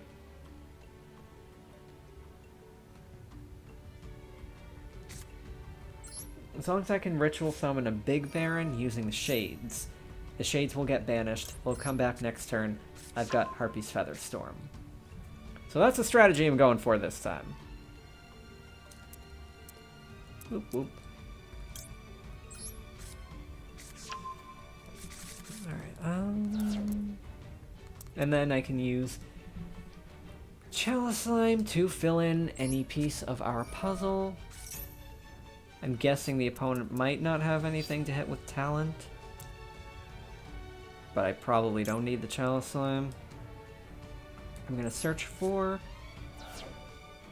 my mini Baroness and an incantation to tribute for it. That's why I love incantations.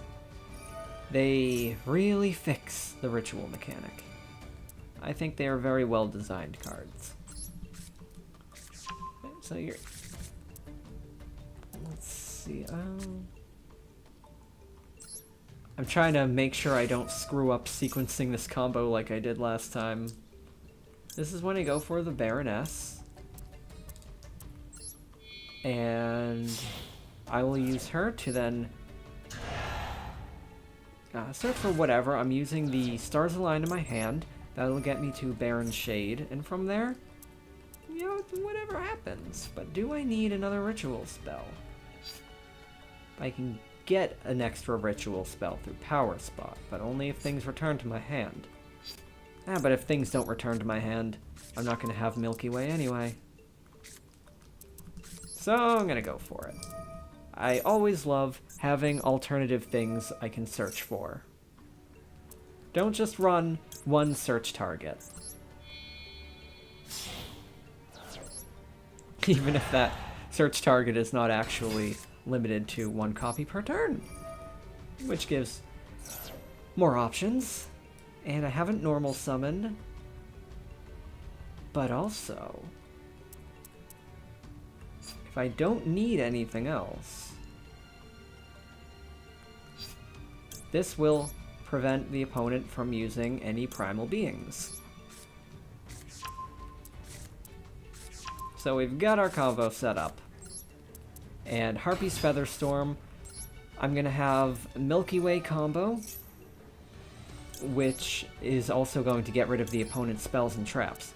So their monsters are shut down, their spells and traps are shut down. We've totally got game. We watch them worm their way out of this. Okay, now I can check out more comments. So you say, Subaru Freeman says, the reason I'm interested in playing it is because of a video I saw where they use magical hats as part of the combo. If I'm not wrong, Fusion Recycling Plant can recycle super polymerization. Which deck specifically are we talking about here? Because, I mean, magical hats, if you're an Ancient Gear player in Speed Duel, is pretty nuts with Gear Town. Summoning two Ancient Gear Golems. But I think Magical Hats hasn't been any popular combo card in a long time because it has to wait until the opponent's battle phase. I'm very interested, what kind of deck are you using that in? Or was some person in a video using that in? And did you see that on YouTube? Because as we know, if you see a deck on YouTube, that means it's top tier. So I guess in response to the BLS cards, Anthquary says they're not as good without the level 4 Knights effects. Yeah, like Night of Evening, Twilight, and whatever. How those... They grant effects to the Blackluster Soldier rituals. So you have to be summoning the Blackluster Soldiers with their specific little guys.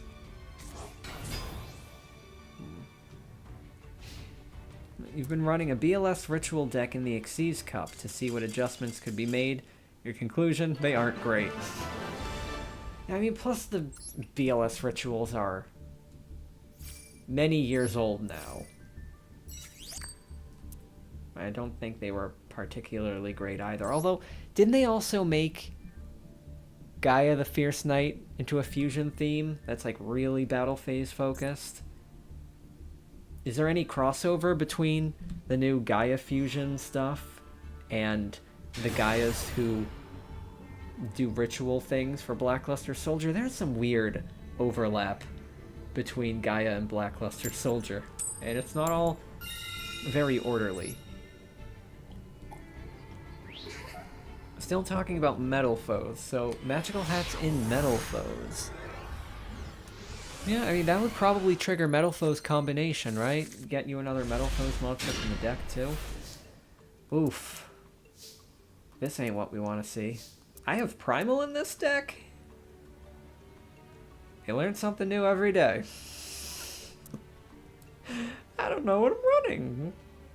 Well, oh, I only pressed the A button once. But, okay, I guess we're committing to this.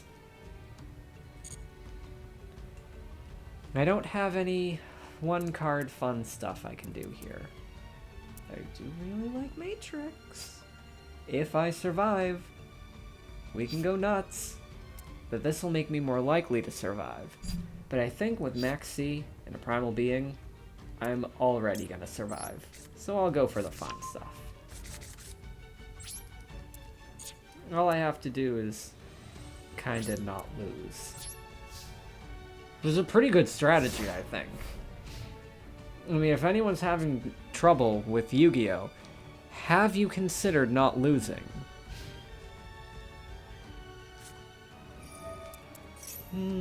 Dragon Shrine. I am using that in my Draco Slayer deck. Yep, sending Darkworm, although I use it to send Darkworm and one of the normal Draco Pendulums. Because I'm doing weird things. The problem is that level 7, so if you want a ritual summon, you need level 1 monsters. Relinkaribo and Super Soldier Soul are decent level 1 options till you realize they're dark monsters. Do they not work with dark monsters? Ooh, Supreme King Gate Magician. Amazingly, as of this weekend, I actually know what these cards do. So I'm very interested in seeing... Oh, just going for Bagooska. Okay, we can do that too. Wait a second. Bagooska is going to prevent Amano Iwato from activating, returning itself to the hand during the end phase, which will make it permanent. But then I do have to deal with then this switching to attack position and attacking over it. So that's not going to be a perfect solution.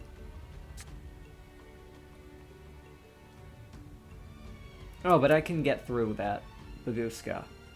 Because I get an instant Dogmatica Ritual summon. And then I also get to send something else from my extra deck to the graveyard. And because my monster is going to be switched to defense position, I mean, I don't know. Might as well pick the defendy one. This is going to make an Entis, which destroys Bagooska.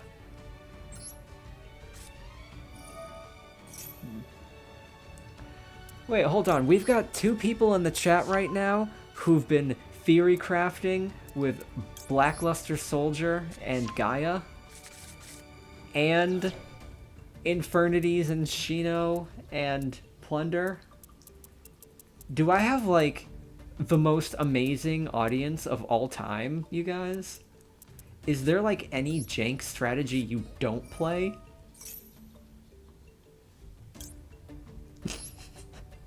How lovely. I do have Entis, right? It didn't like get banished by something? What's going on? Why didn't it let me send Entis for the ritual summon? Oh my god, do I not have Entis? I don't have Entis. Well, I do have... I think the reason why I didn't craft Entis was because I have Golden Cloud Beast, which is basically the same thing, but it's not level 4. I will still be able to send it, just after this short delay. Why not just grab, who cares, right? I don't know. Is this the right choice? Who knows? But I can still get rid of the Baguska now. Oh, okay. Bye. We won! I didn't have to click all the cards.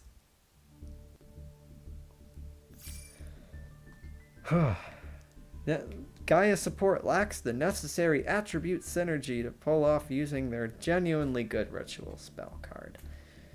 I have no idea what that spell card is. Should I look up some Gaia stuff here? Let's look up some Gaia stuff here, and then also maybe craft that Entis.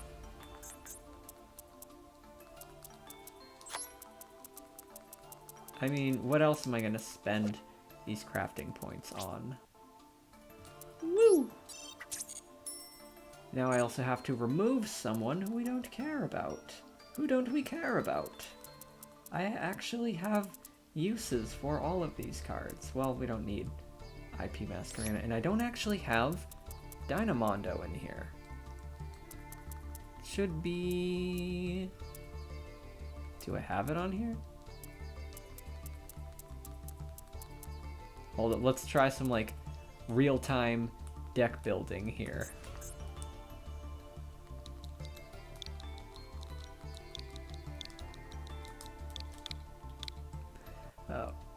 Oh, wait until I find out about your puppet chest theorizing. Oh god, I came across those puppet cards in a search a while ago. I have no idea why. I don't remember that. What? Y'all, what do I remove for this Dynamondo? It can shuffle something in the field, summon a ritual monster, but these only trigger if properly ritual summoned. Yeah, I don't like need Dynamondo, do I? I mean, we got Little Knight, it's kind of the same thing. What was I here for? Oh, I wanted to look up. What are we looking up? Blackluster Soldier stuff? Ugh. I don't want to type all this out. I'll just black L. That'll bring up Blackluster Soldier stuff. Unless it doesn't say Blackluster Soldier in the name. Where is this ritual spell?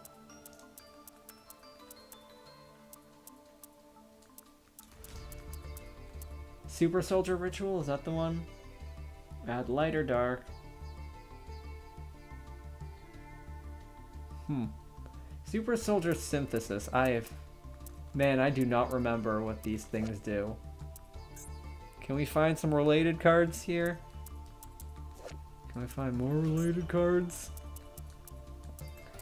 Super Soldier... Oh, is Synthesis the trap?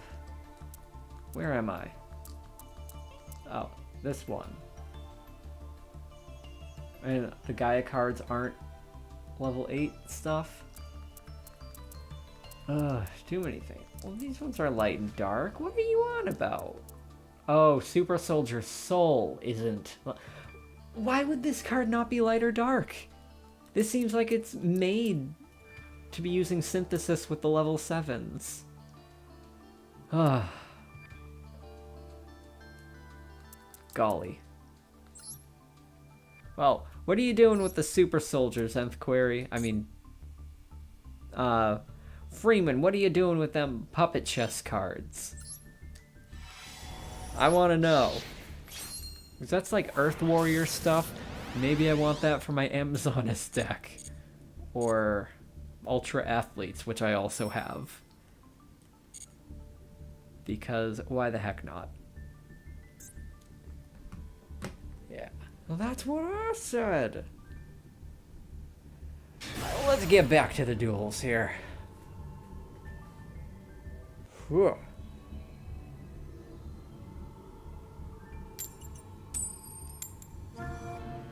I've been at this for almost 2 hours now. Should I go for another hour or call this a stream? We've got a good conversation going. Feed me more of your delicious jank strategies.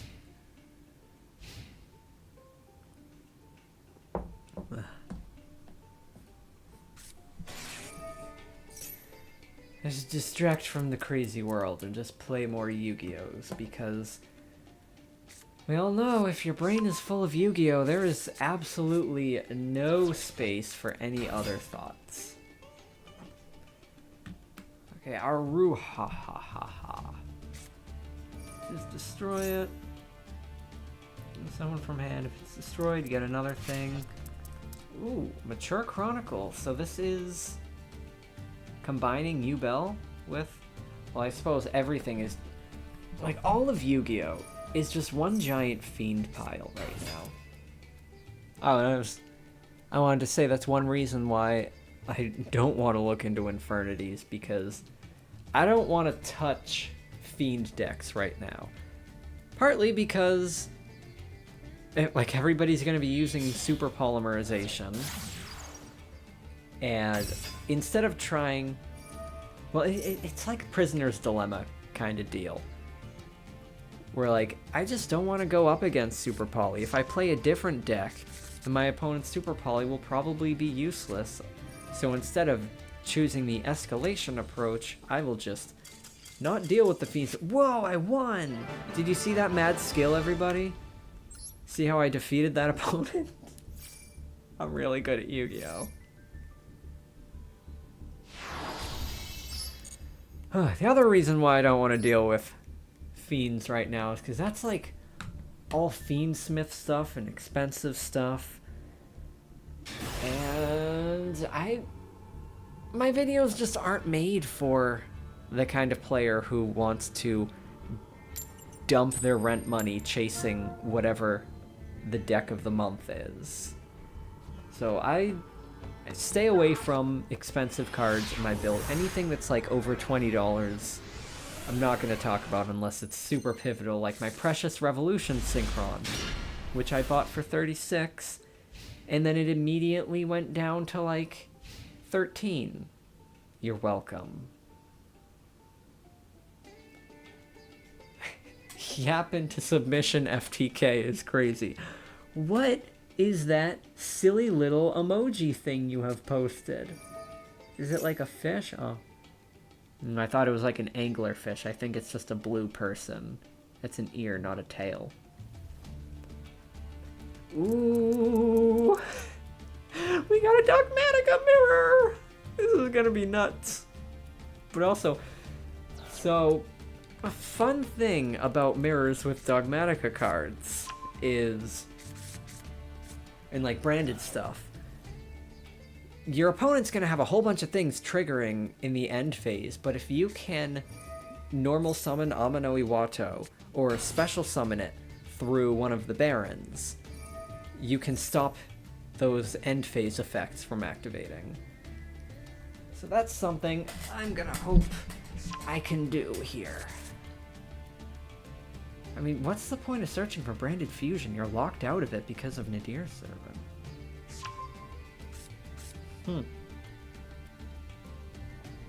Maybe they just got a bad hand?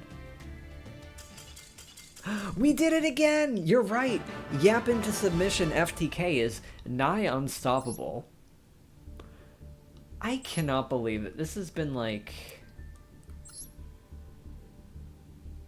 Have I done like 15 duels today?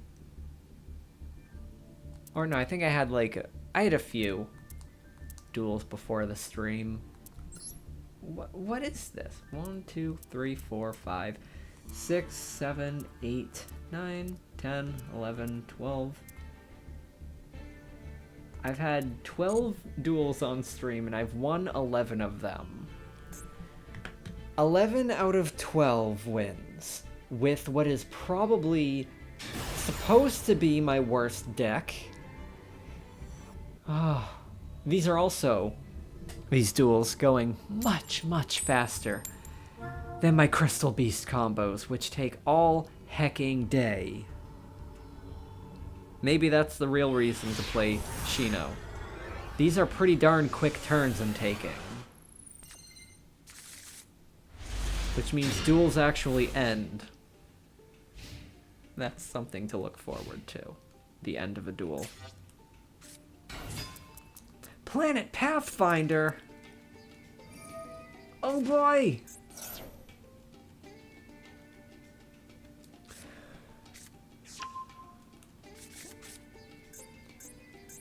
Ooh, baby, you know it's gonna be a Horus pile. But Planet Pathfinder. This person must be really lacking for normal summons. Oh. So you were using Puppet Chess with the Star Warrior cards. Those cards are so weird. They're also difficult to search for because their names, they don't have a shared archetype. They're just level 5 warriors. Oh yeah, I was looking into level 5 warrior stuff. Because I was looking into that Battle Guard card, which I can use in Ultra Athletes and Amazonas.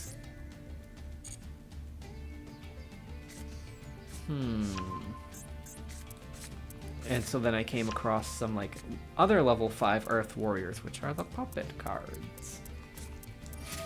I wonder if you do anything in that regard.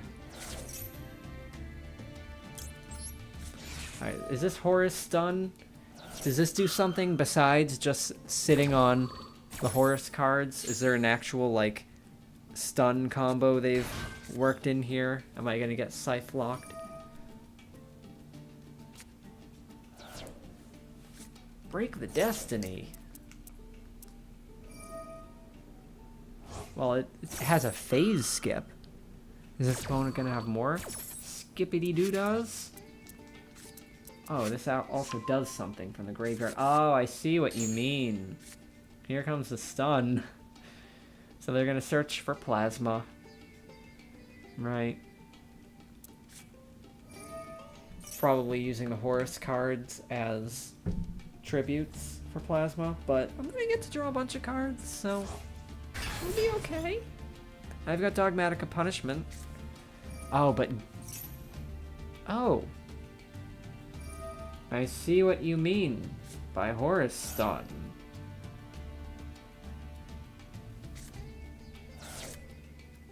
It is all coming together. Well, if I just keep talking, the opponent will surrender. So, who's got something else to talk about? Well, we need conversation material if we're gonna win this duel. So, D-Force also prevents plasma from being destroyed by effects, so that's gonna make it a little tricky. I cannot target anything with effects. There is a new skill in Speed Duel based on this card, but it does not include the targeting effect. Oh boy, does it not include it. Your issue with the PC deck is puppet control, puppet chess. Yes, puppet chess.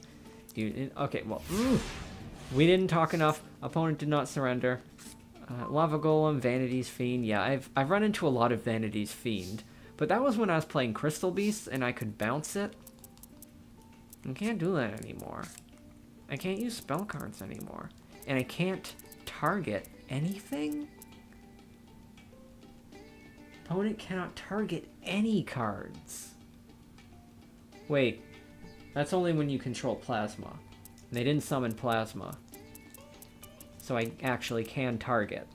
Which means Well, I don't want to... Oh, but if I remove any card, they will all trigger. So even if I get rid of Secret Village, they are gonna bring down the pain. Actually, I can go for my 1-card rank 4 here, and that will be Bagooska, shutting down all of the Horus triggers, so that I can safely destroy something, send Entis, get rid of the Secret Village.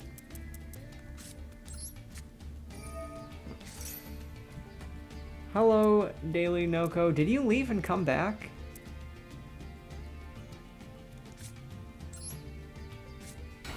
Because we've had some interesting discussions and also duels recently. It's been a heck of a stream. We are at 12 duels so far with 11 wins. We've only had 1 loss. And the goal right now is to worm my way out of a Horus lock. So what, are there like all sorts of Horus stun decks going on here? Okay, now what? I'm gonna have to get rid of... I'm not going to be doing anything until I get rid of the Secret Village, so I have to prioritize taking that out before anything else. And I don't think there's any point in getting rid of the Horus cards, because they'll come right back, or the opponent might link summon then bring them back. So, well, this won't protect them at all, right? Now, Horus monsters cannot be destroyed by effects that do not target, but this one does target. I just want to make sure they don't have any protection effects here. I'll go for it.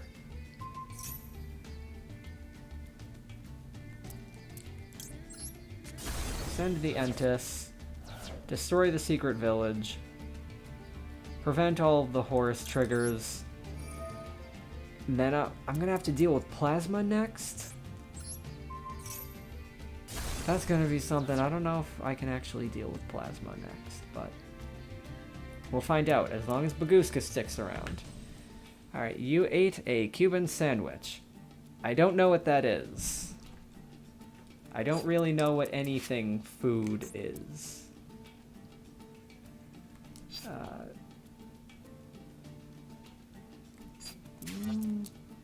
on, send... If the opponent summons out of anything, is there something? Should I shotgun the Called by the Grave? Probably not. They're gonna have so many Horus cards. Oy. I don't think it matters. I'll probably see in advance if they do anything. Or if they're going to do anything. You have more Horus cards to send? Oh, Rainbow Bridge of Salvation. That's my card. Give that back.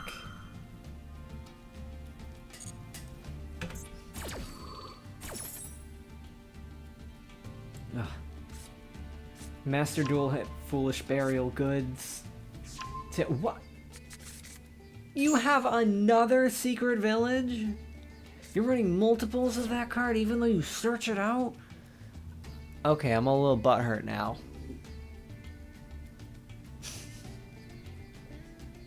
We're back under the Secret Village lock, and... well... I think the only other way I'm going to have to get rid of it is to use Maximus, but even if the opponent doesn't have anything that can stop Maximus... Oh, never mind. I won't have to switch Bagooska to attack position. Bagooska will be dead anyway. Oh, wait. Spellcaster. Is this the spellcaster I have to get rid of? No, because one of the Horus things is a spellcaster as well. So it's not like I could have taken out one Horus card, and then I would have been fine. You got a second one in there. Oh, I think probably at this point I should be using Called by the Grave. Did he summon the spellcaster first? Yeah, of course he did. they're gonna have multiple Horus cards coming back. It could be worse. I could have been playing a Pendulum deck. Yeah, especially with that new Yubel star. Yeah. Rainbow Bridge of Salvation with the Sarcophagus is quite a good combo. I've got some Sapphire Surprise silliness combining with Horus that I might make a future video on. But again, since my style of video tends to be using cards I own in real life, I'm not gonna own Horus cards anytime soon. I think they're still like $50 for the Searcher, Imseti. I'm not paying $50 for that. They have another Break the Destiny. Good lord. This opponent, I have never faced an opponent who wanted to lock me down this badly. If they are running multiples of these. Ugh. Probably wanted to prioritize banishing Dogmatica for Imseti. Yeah. I should have banished Imseti, but honestly, looking at this, I don't think there's any way through it. Let's just move on, y'all. 11 out of 13. Still not bad. So the empty jar deck works, it's just hard to pilot. Does the rank 4 toolbox have more ways to prevent hand traps from interfering with the morphing jar? Because I know there's Traptrix Rafflesia, which can stop things like Ash Blossom by activating Gravedigger's Trap Hole from the deck, but you can't rely on anything being in the deck if you're going through an empty jar combo, because you're emptying out your deck. So it's got to be a rank 4 thing which can stop the opponent's stuff right away. Well, I suppose if you go through Spring and stuff, you can easily get 2 rank 4s and go into the Utopia thing that stops monster effects. Another idea. Okay, we're against Dark Magician. That lowers the stress level a bit. 60 card Dark Magician. Book of Moon works. Yep. And you got Book of Eclipse now. Sol and Luna wouldn't work probably because the opponent needs a monster for you to use that.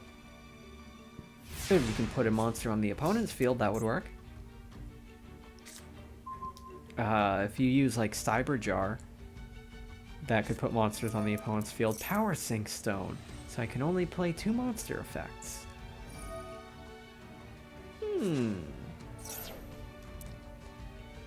Ooh, that's pretty good.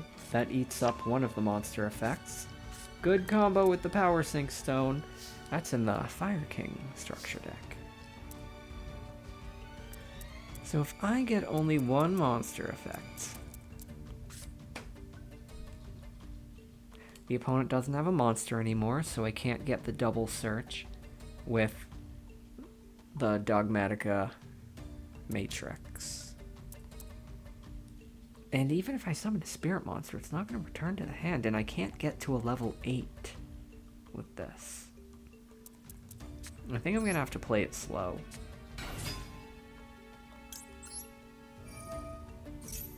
Sol and Luna in Mimighoul. Oh. Maybe that's why they reprinted...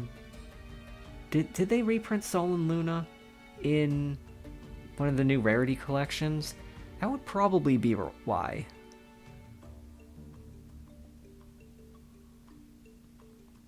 I think like everybody is so into Mimighoul right now, probably. And also, of course, it's a Fiend deck for those stinky Fiend piles that I'm just not going to touch because of Super Poly and Fiendsmith. Is this a Paleo pile deck? I don't think so. They've been doing Dark Magician things. I haven't actually checked what they've been searching for with that Magician's Rod. Soul Servant. I'm thinking I might as well just get this for the next turn. But now that we're at 2... Oh wait, it only prevents effects of face-up monsters on the field. How does this change the meta? Well, I was actually done for my turn anyway, so the draw doesn't matter. Triamid with Power Sync Stone. I remember when Triamid was a popular deck in Duel Links for a long time. But Duel Links hasn't been letting me log in for the past year, so I haven't played it in a year. I would like pop in once or twice a year. Come on, Palladium Oracle Mahad. Might not be in this game because of weird copyright issues with Kazuki Takahashi's art. And for some reason, Konami hasn't realized they can just commission new art. Well, it's nice to hear that Triamid's gotten new toys in Duel Links. I wonder, are the Aroma Mages any good? I had a deck of them, and that was very fun. Also took forever to win duels, but it was very methodical. I've wanted to make an Aroma deck for a long time, like in real life. I have one in simulators that I've enjoyed working with, but Aroma's weird. It's like, it sets up all these resource production cards. And I can run out the opponent's Power Sync Stone, hopefully. Well, only get to activate one card after this.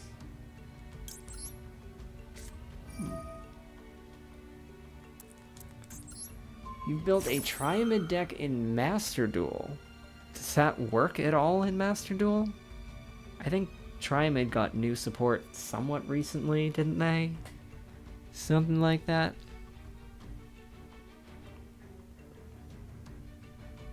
But like, I have no idea what you'd be doing with a Triamid deck. I mean, in Duel Links, you only need 20 cards to fill up a deck. I was saying with Aroma, they set up tons of resource production cards. So the advantage that Aroma decks can generate after a couple of rounds is insane. But in Yu-Gi-Oh! These days, like, for the past several years, Yu-Gi-Oh! Has been a one-turn game. So they never get time to set that up.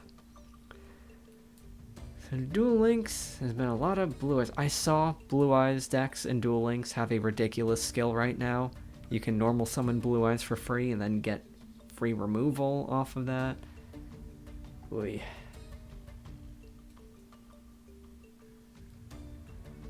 Yeah, I mean, Duel Links, sometimes I see like Duel Links tier lists and they say like, oh, 3 decks are viable, but I can't send Garura here. Well then, I might as well send Entis and destroy more stuff. But now with Entis, do I want to take out another of the opponent's traps? Or can I compete with them under this Power Stone? Do I want to take the Power Sync Stone challenge? If I don't, then their turn ends here. So I think I'll take the Power Sync Stone challenge.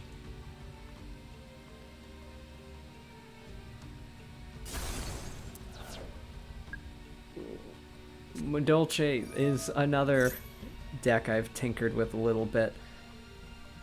I had a Madolche deck in the very beginning when it was pudding control. I totally lost interest when it became a like 3 bazillion combos deck.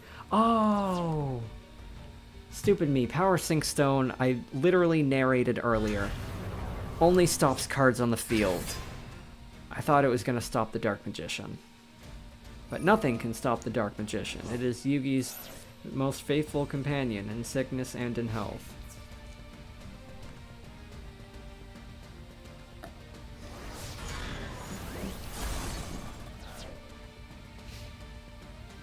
See, I lost interest in Madolche when it became one of those one card, play every card in your deck things. Petting Sessor is such a badly designed card, I hate it. Well, yeah, they're gonna limit me to one monster effect again. But I have the Matrix now. So if they summon the Dark Magician... Oh, they're probably not going to summon the Magician. They're probably going to keep him off the field. If they remember that I have Matrix. So... You know, I thought I had an easy duel when I saw the Dark Magician. But this is a pretty good Dark Magician player.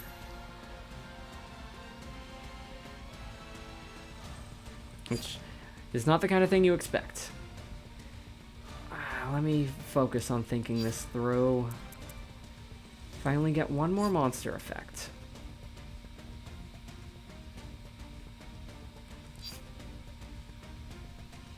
I can make it the Shade Baron to get 2 more searches for the next turn.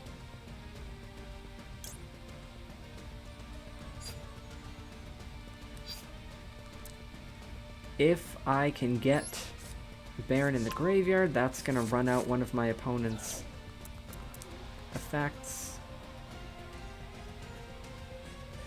This is tough. Maybe I should have gone Dogmatica, snipe the opponent's extra deck, but they probably don't really need it. You know, this is a tough duel. Peacock's not gonna trigger anything. Necroz isn't gonna help. At least they're not using the Secret Village, yeah. And Noko's been playing Madolche Tri-Brigade. I cannot imagine, as the inventor of a particularly wild Tri-Brigade deck.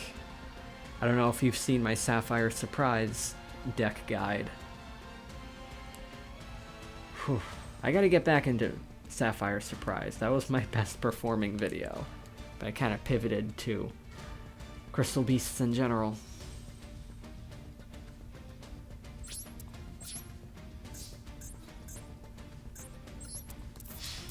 This is quite a tricky situation the opponent's got, and I really should have destroyed the Power Sync Stone.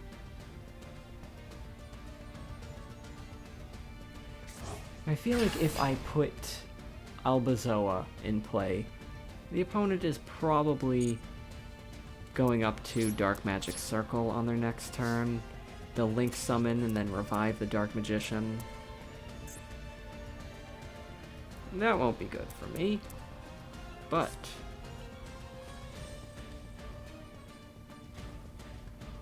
I'm seeing something I can do. You haven't watched my Sapphire Surprise thing? Well, the Sapphire Surprise guide is gonna take a while to watch through. And I'm probably not going to be streaming by the time you're done, because it's been 2.5 hours, so I'm going to wrap this up pretty soon. And what an interesting duel if this is the last one. So by using Dogmatica Calamity, I get a Dogmatica monster on the field, which means I can use Matrix to send something to the graveyard. So my next monster effect can be something to take out the Power Sync Stone. I could watch it at double speed. Oh, honey. You would have to watch that video at half speed to understand it. It's my wildest combo deck.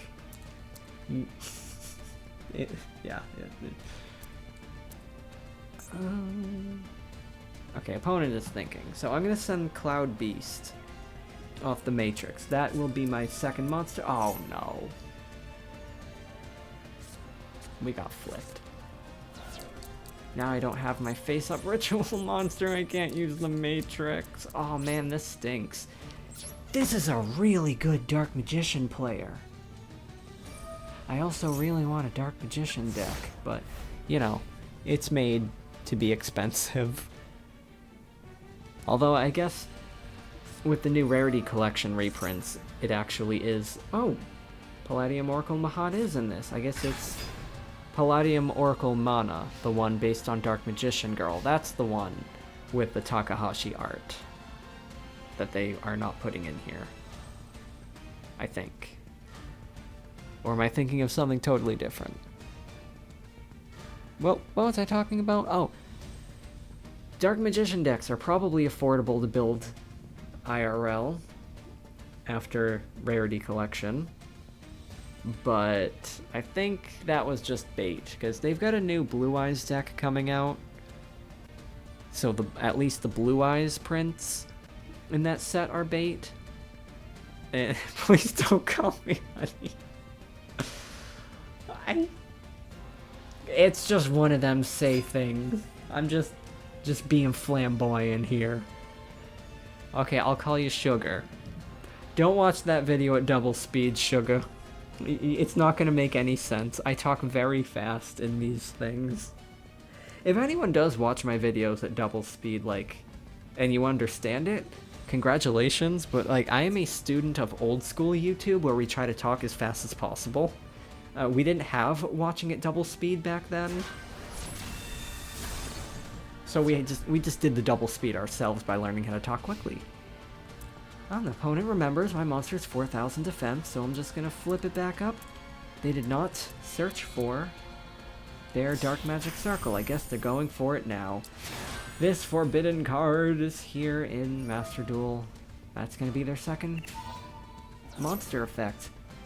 Wow, I'm very surprised that they didn't summon Magician's Rod, search for Dark Magic Circle, link summon whatever. Use Dark Magic Circle to banish my stuff. No, we went for this. I have no idea what happens after this. Battle Eagle token. Is this Cosmo? Is this Cosmo support? Is this a new Cosmo card?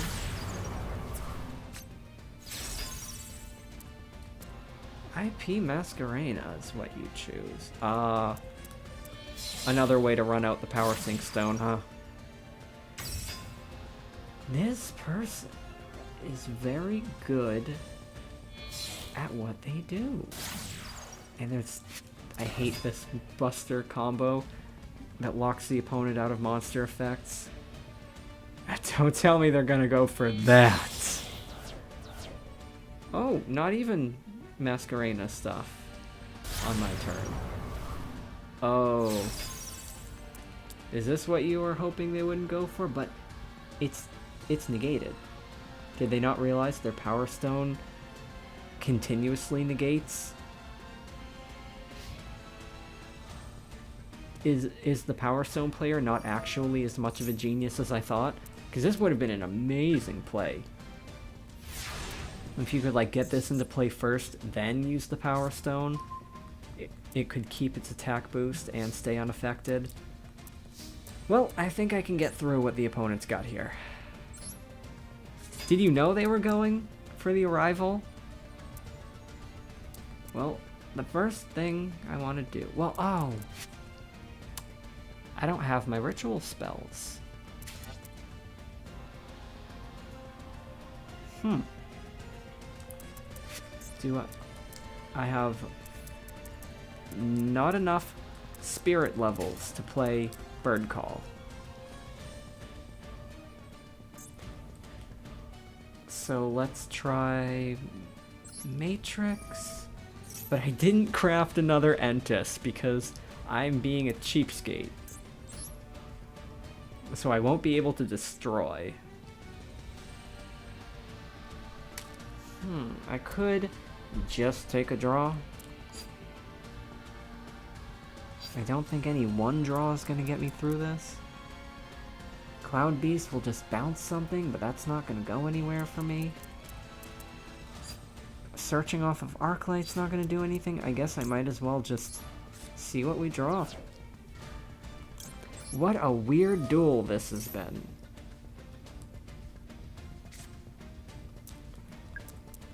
Alright. This almost... Oh wait, no, this totally does it. Because this also gets my ritual spell back.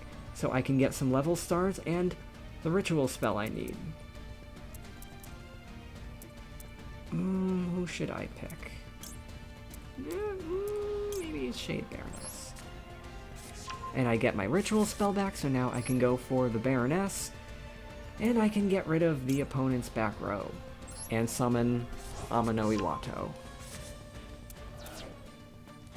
Also, I don't want to risk sending anything out of the opponent's extra deck and triggering Power Sync Stone. This needs to be what I do. I wanted to use Albazoa first, because after this summon, I'm going to have Amano Iwato on the field, and I won't be able to activate non-spirit effects anymore. So I won't be able to cut the opponent's extra deck, but I mean, we've got enough going on here. This should be game. You saw the combo on YouTube, but you're still not sold on it because of the extra deck. It costs too much out of the extra deck to get the arrival, but do you mean like this combo with Power Sync Stone specifically? And also, is it in the context of a Dark Magician deck? Like, is this an actual thing?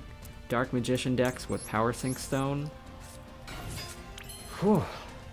I'm impressed that I got out of this. So, unaffected by their effects. Does nothing. Take him out. Yeah, is this Dark Magician deck an actual thing with Power Sync Stone? I must know.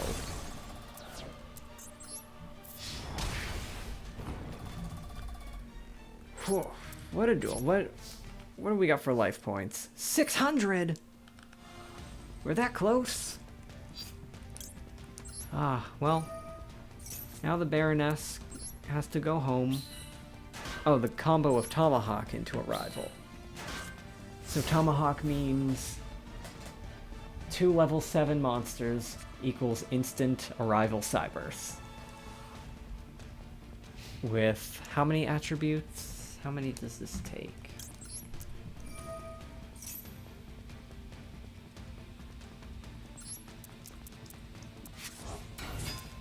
I wonder how many that was summoned with. At least 3. So you'd have 6 monsters in play. You get like 3 or 4, so it would have 4,000 points. The only way to beat it is to attack directly or use Daruma Cannon. Oh, alright. We beat the Power Sync Stone, which also beat the Arrival Cyberse. Whew, alright, it's been 2.5 hours. This was a very interesting session, I think.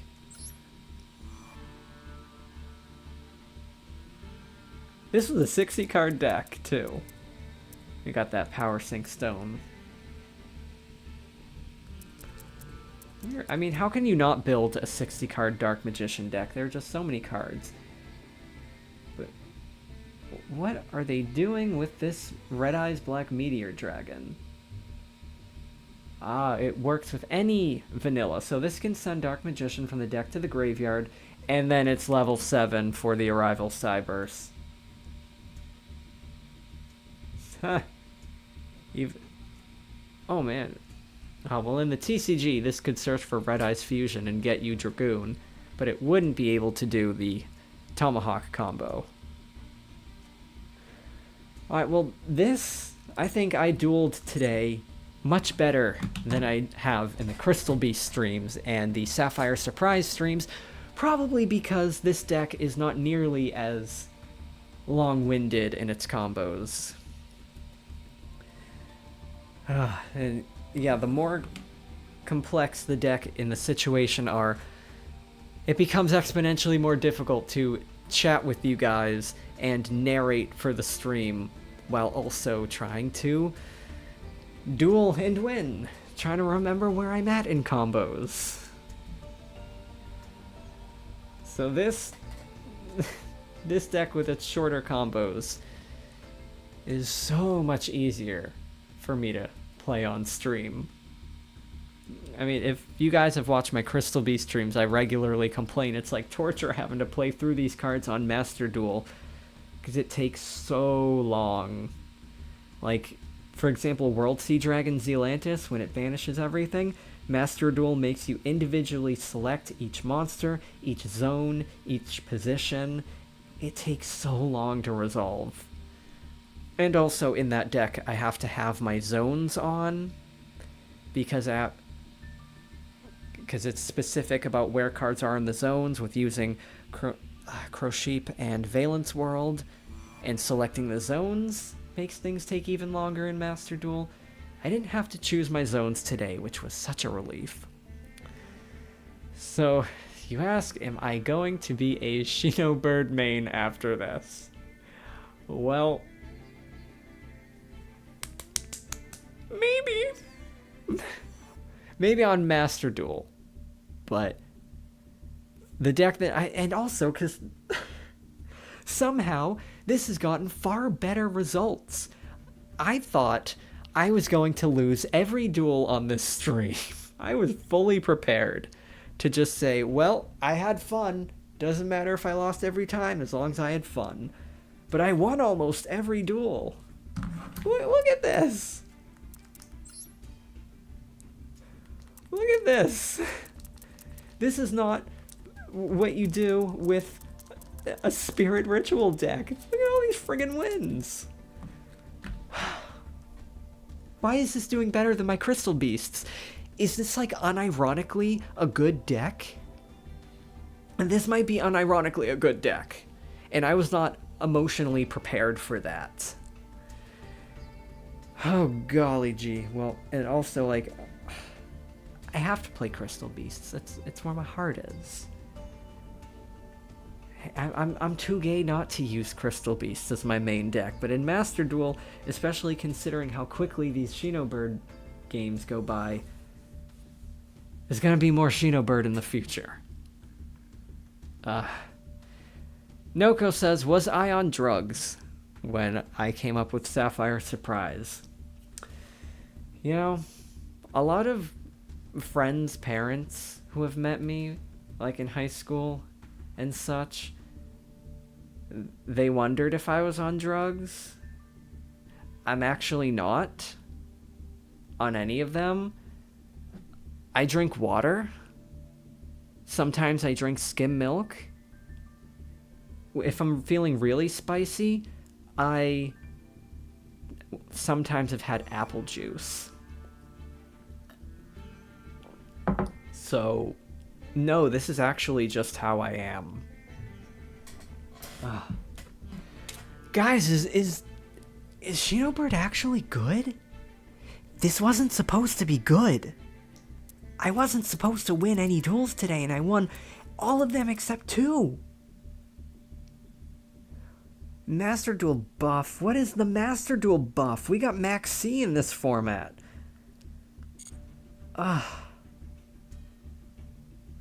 This is too much. Like, this build is not even good. I just threw it together and made one addition. This is not okay. This build is not even good. Like, Pot of Extravagance? Shouldn't that be Pot of Prosperity? No, but Prosperity just takes longer to resolve. So I didn't put it in here. Does this mean you can't be mean and run Sumoha with Hino Kagutsuchi in this? Well, I don't think Hino Kagutsuchi would have come up at all today. And the Lord of Swords? I mean, do you play the Lord of Swords? Because that card just looks like such garbage to me. I couldn't even come up with something that made it look good, because it returns all cards on the field at the end of the turn. So you can't keep Milky Way out. So you can't get your emergency ritual summon on the opponent's turn. even though they had the goal to make that card wind, as if it synergizes with the birds, and it doesn't at all. You play that and it totally screws over your own strategy. But if you have been using it and it's actually working for you, I would be very interested in hearing that.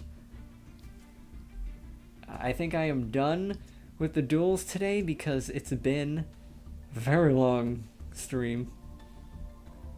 But we're still having good conversation, so like, tell me more, tell me more.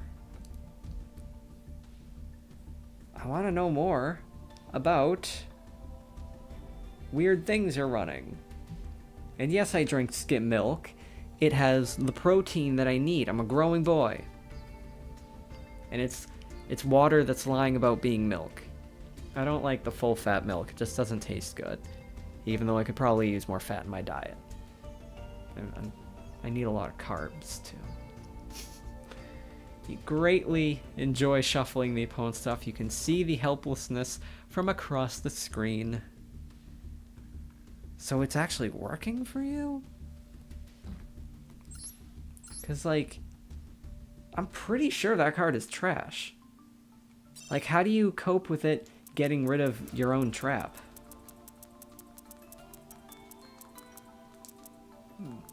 Maybe we're not the one being drugged. Maybe it's the card creator. Well, no, because that implies that anyone at Konami could have seen Sapphire Surprise coming. Right, I'm looking for a spirit. Where is this? Lord of Swords Dingus. Whoop.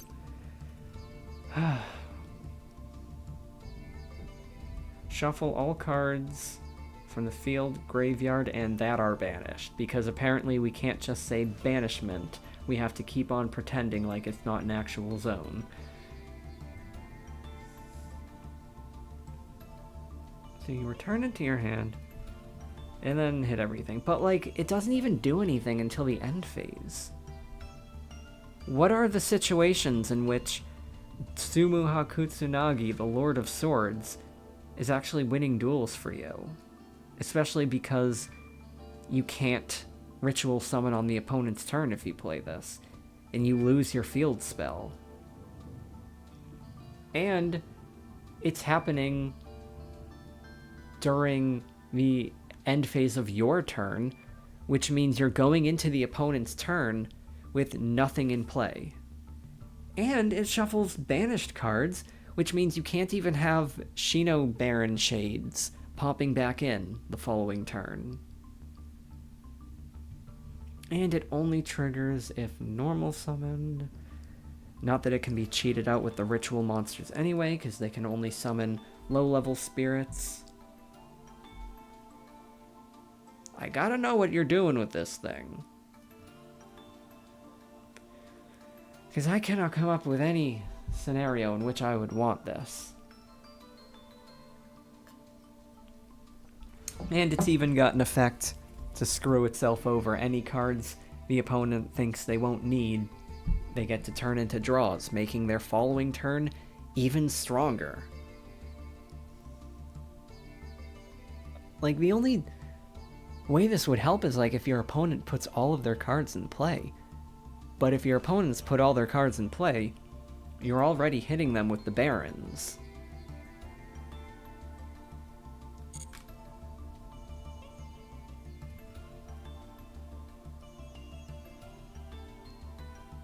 So tell me about this.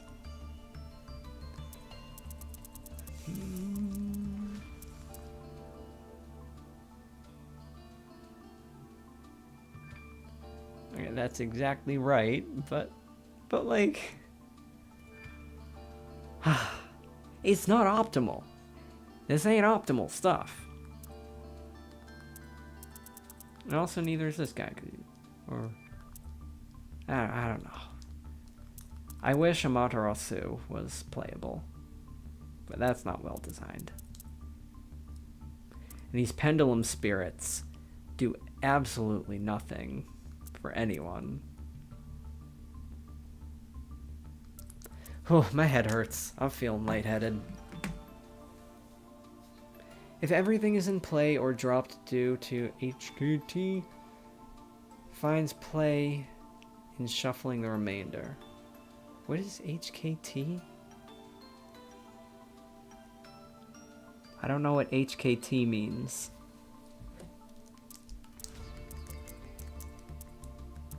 Who here starts with H? I don't see anything.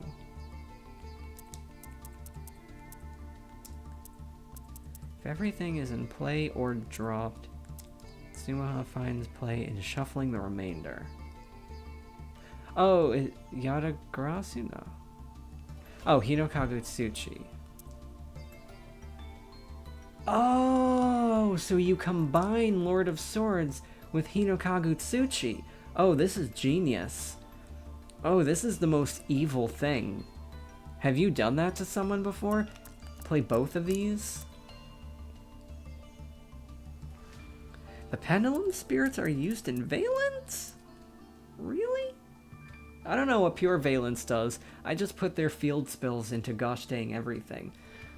Man, you guys really waited until the end of this stream to drop all the fascinating stuff. Well, I'm guessing you're not gonna, like, normal summon these, right? Surely you aren't normal summoning the Karate Spirits. What is the actual play for them? The only trigger for normal summoning. And hits cards still only on the edges of the board. I don't know what you're doing. Couldn't give me a consistent way of pulling this. This is so evil. Shuffle everything except the hand into the deck, then discard their hand. Wow.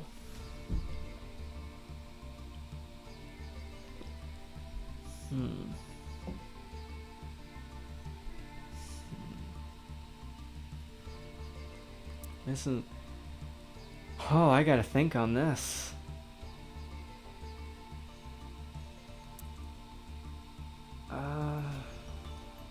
So much to think about. So are they just a way to, like, pendulum summon without clogging up your spaces? Because you still need to get, like... I don't know how important actual pendulum summons are in Valence. Dimensional Fissure. DD Dynamite. I don't know. But no, this puts everything back into the deck. So what you would have to do is attack the opponent with Hinokagutsuchi, then follow up by normal summoning Lord of Swords. So with the Helper Spirits, you can get a total of 2 normal summons. So you could, like, play Sakitama, you could play Aratama, then Sakitama, then you play Nikitama. You've got 3 spirits extra normal summon through them, or just play, like, Sakitama and Nikitama. Then you summon Hinokagutsuchi, you still have 1 more bonus normal summon left over. You go for this thing. But that's requiring a lot of monsters. You need 4 specific monsters for that. You can search for a bunch of spirit monsters using Shinobird Power Spot. That can get you a spirit monster in each end phase. You can also grab spirit monsters from the deck with Shade Peacock. But if you are getting those searches, then you're already doing Shinobaron stuff. And if you're already doing Shinobaron stuff, you're already winning.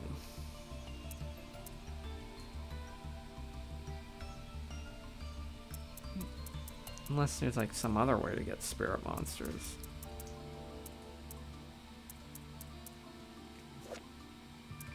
And, of course, being wind does nothing for this guy. I hate that even with wind, like, you'd think, oh, the reason why it's wind is so that you can use it to trigger Stars Align and Power Spot. But it's going to take that stuff off the field, isn't it? Wait. No, it's not going to take them off the field. You can return him first, then shuffle everything. But you're still going to be losing all your stuff on the field. I don't think there is a consistent way to do this. I think you're just going to be better off doing Shino stuff. And that's another thing about Yatagarasu, which I don't have in here. If you poke the opponent directly, you've probably won, although, maybe. And Yatagarasu, even if you don't get the kill, does still trigger Stars Align and Power Spot. So even if you draw it on turn 1, it can still make resources for you. So if I play this again on stream, I'm probably going to throw in the Yatagarasu.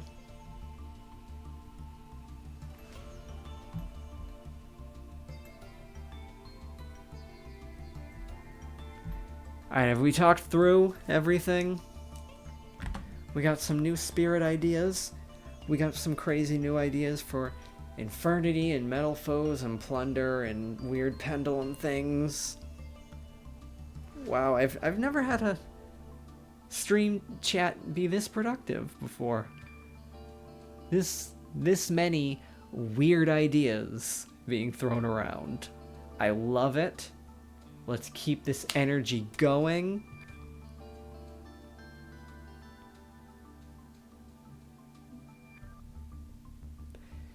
Yeah, I'm definitely gonna give this stream a fun title, like, why is the spirit deck actually winning? It wasn't supposed to win!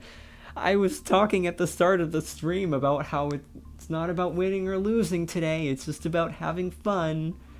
But then I actually won all the time, like Jaden. Jaden's all like, oh, winning's not what's important. But then all he does is win. So, easy for you to say that, Jay. Being productive at 4 in the morning, let's go. You're watching my stream at 4 in the morning? Why? Why are you watching my stream at 4 in the morning? You know, often I'll, like, wake up in the morning and I'll check YouTube Studio and it's like 4 a.m. my time is, like, actually very productive. I think I get so many subscribers in the dead of night, and I'm like, who is watching my crazy videos at the witching hour? Who are you? Why are you doing this? Is it like only people who are seriously sleep deprived and making terrible life choices will click on my videos? Is that the audience I've attracted? I mean, surely, like, these are insane decks that I play. So maybe I shouldn't be so surprised that friggin' crazy people watch this. Well, Subi, honey, I hope that you go to sleep. May you have restful sleep. I don't, like, ever, but I want other people to. I can't fathom why you would be watching. Well, at least when you watch my combo decks at 4 in the morning, you can blame the nonsensical ridiculousness on sleep deprivation. But then, aren't you gonna wake up in the morning and see that these decks are just as deranged? I do genuinely think that the current state of the game calls for your content as well. I mean, I know my videos are wholesome and aimed toward budget strategies, but do you mean also in terms of, like, the crazy complexity? Do people want to see crazier and crazier decks? Because, like, aren't the current meta decks obnoxious enough? I do try to provide something which other Yu-Gi-Oh content creators are not providing, which is also why I've been limiting myself to like talking about cards that I own in real life. I think my presentation style is very unique, so I try to keep that going. I don't think my videos would probably be as entertaining if it was like this, just looking at a deck list and yapping about it. I try to play up my strengths. Whew. Yeah, well, I'm interested, like, what specifically about non-meta, fun yet complex decks are what you enjoy, at least. I also very much enjoy them. I think maybe the market is people who know how to play competitive Yu-Gi-Oh, but are sick of the tier 0 stuff. And so we want fun decks that still challenge us.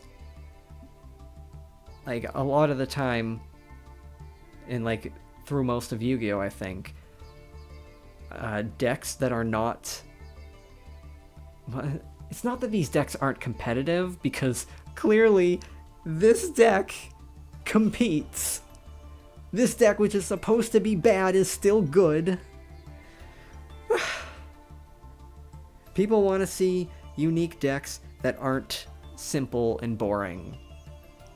And we want to know that fun stuff is out there that is still intellectually engaging and that takes advantage of all the fun, unique things about Yu-Gi-Oh!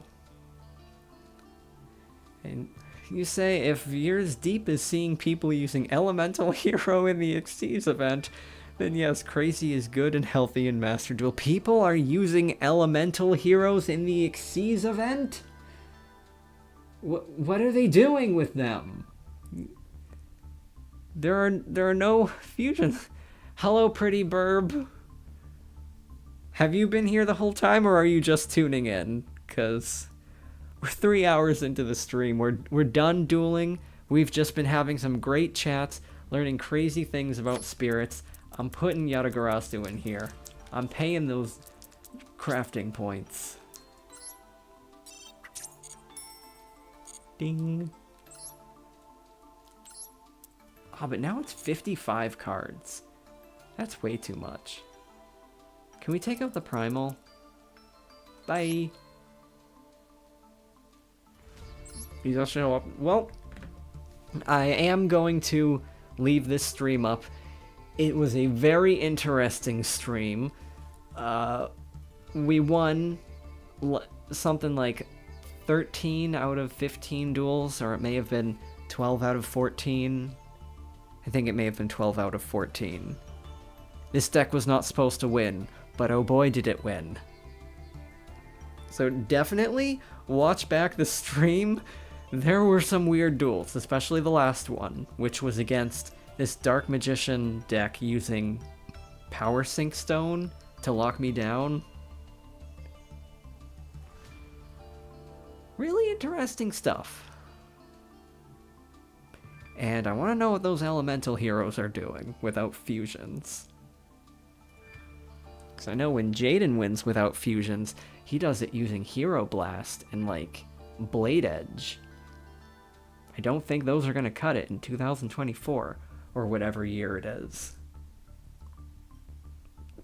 I'm out of water. So I'm going to wrap it up now that it's been 3 hours. Great stream. Apparently no technical issues. Just a really fun deck. That also doesn't take 20 minutes for a turn. Alright, good stream. Ooh, ouch. It was a great stream. You're a great audience. We had such great conversation, and I have many more ideas for future things now. You unironically want to build this and play it at locals? You should. If you have all the Shinobird stuff already, man, go for it. It's just fun. It's just fun. I don't have a an OTS that I like going to that's very close by.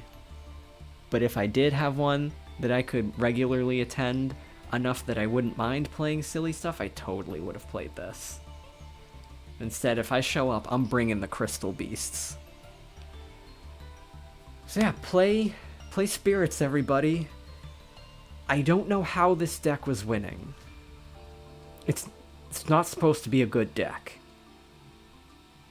This was a mistake. But thank you for showing up and for sharing ideas. There will be more interesting Yu-Gi-Oh! Videos and streams to come. Goodbye, everybody!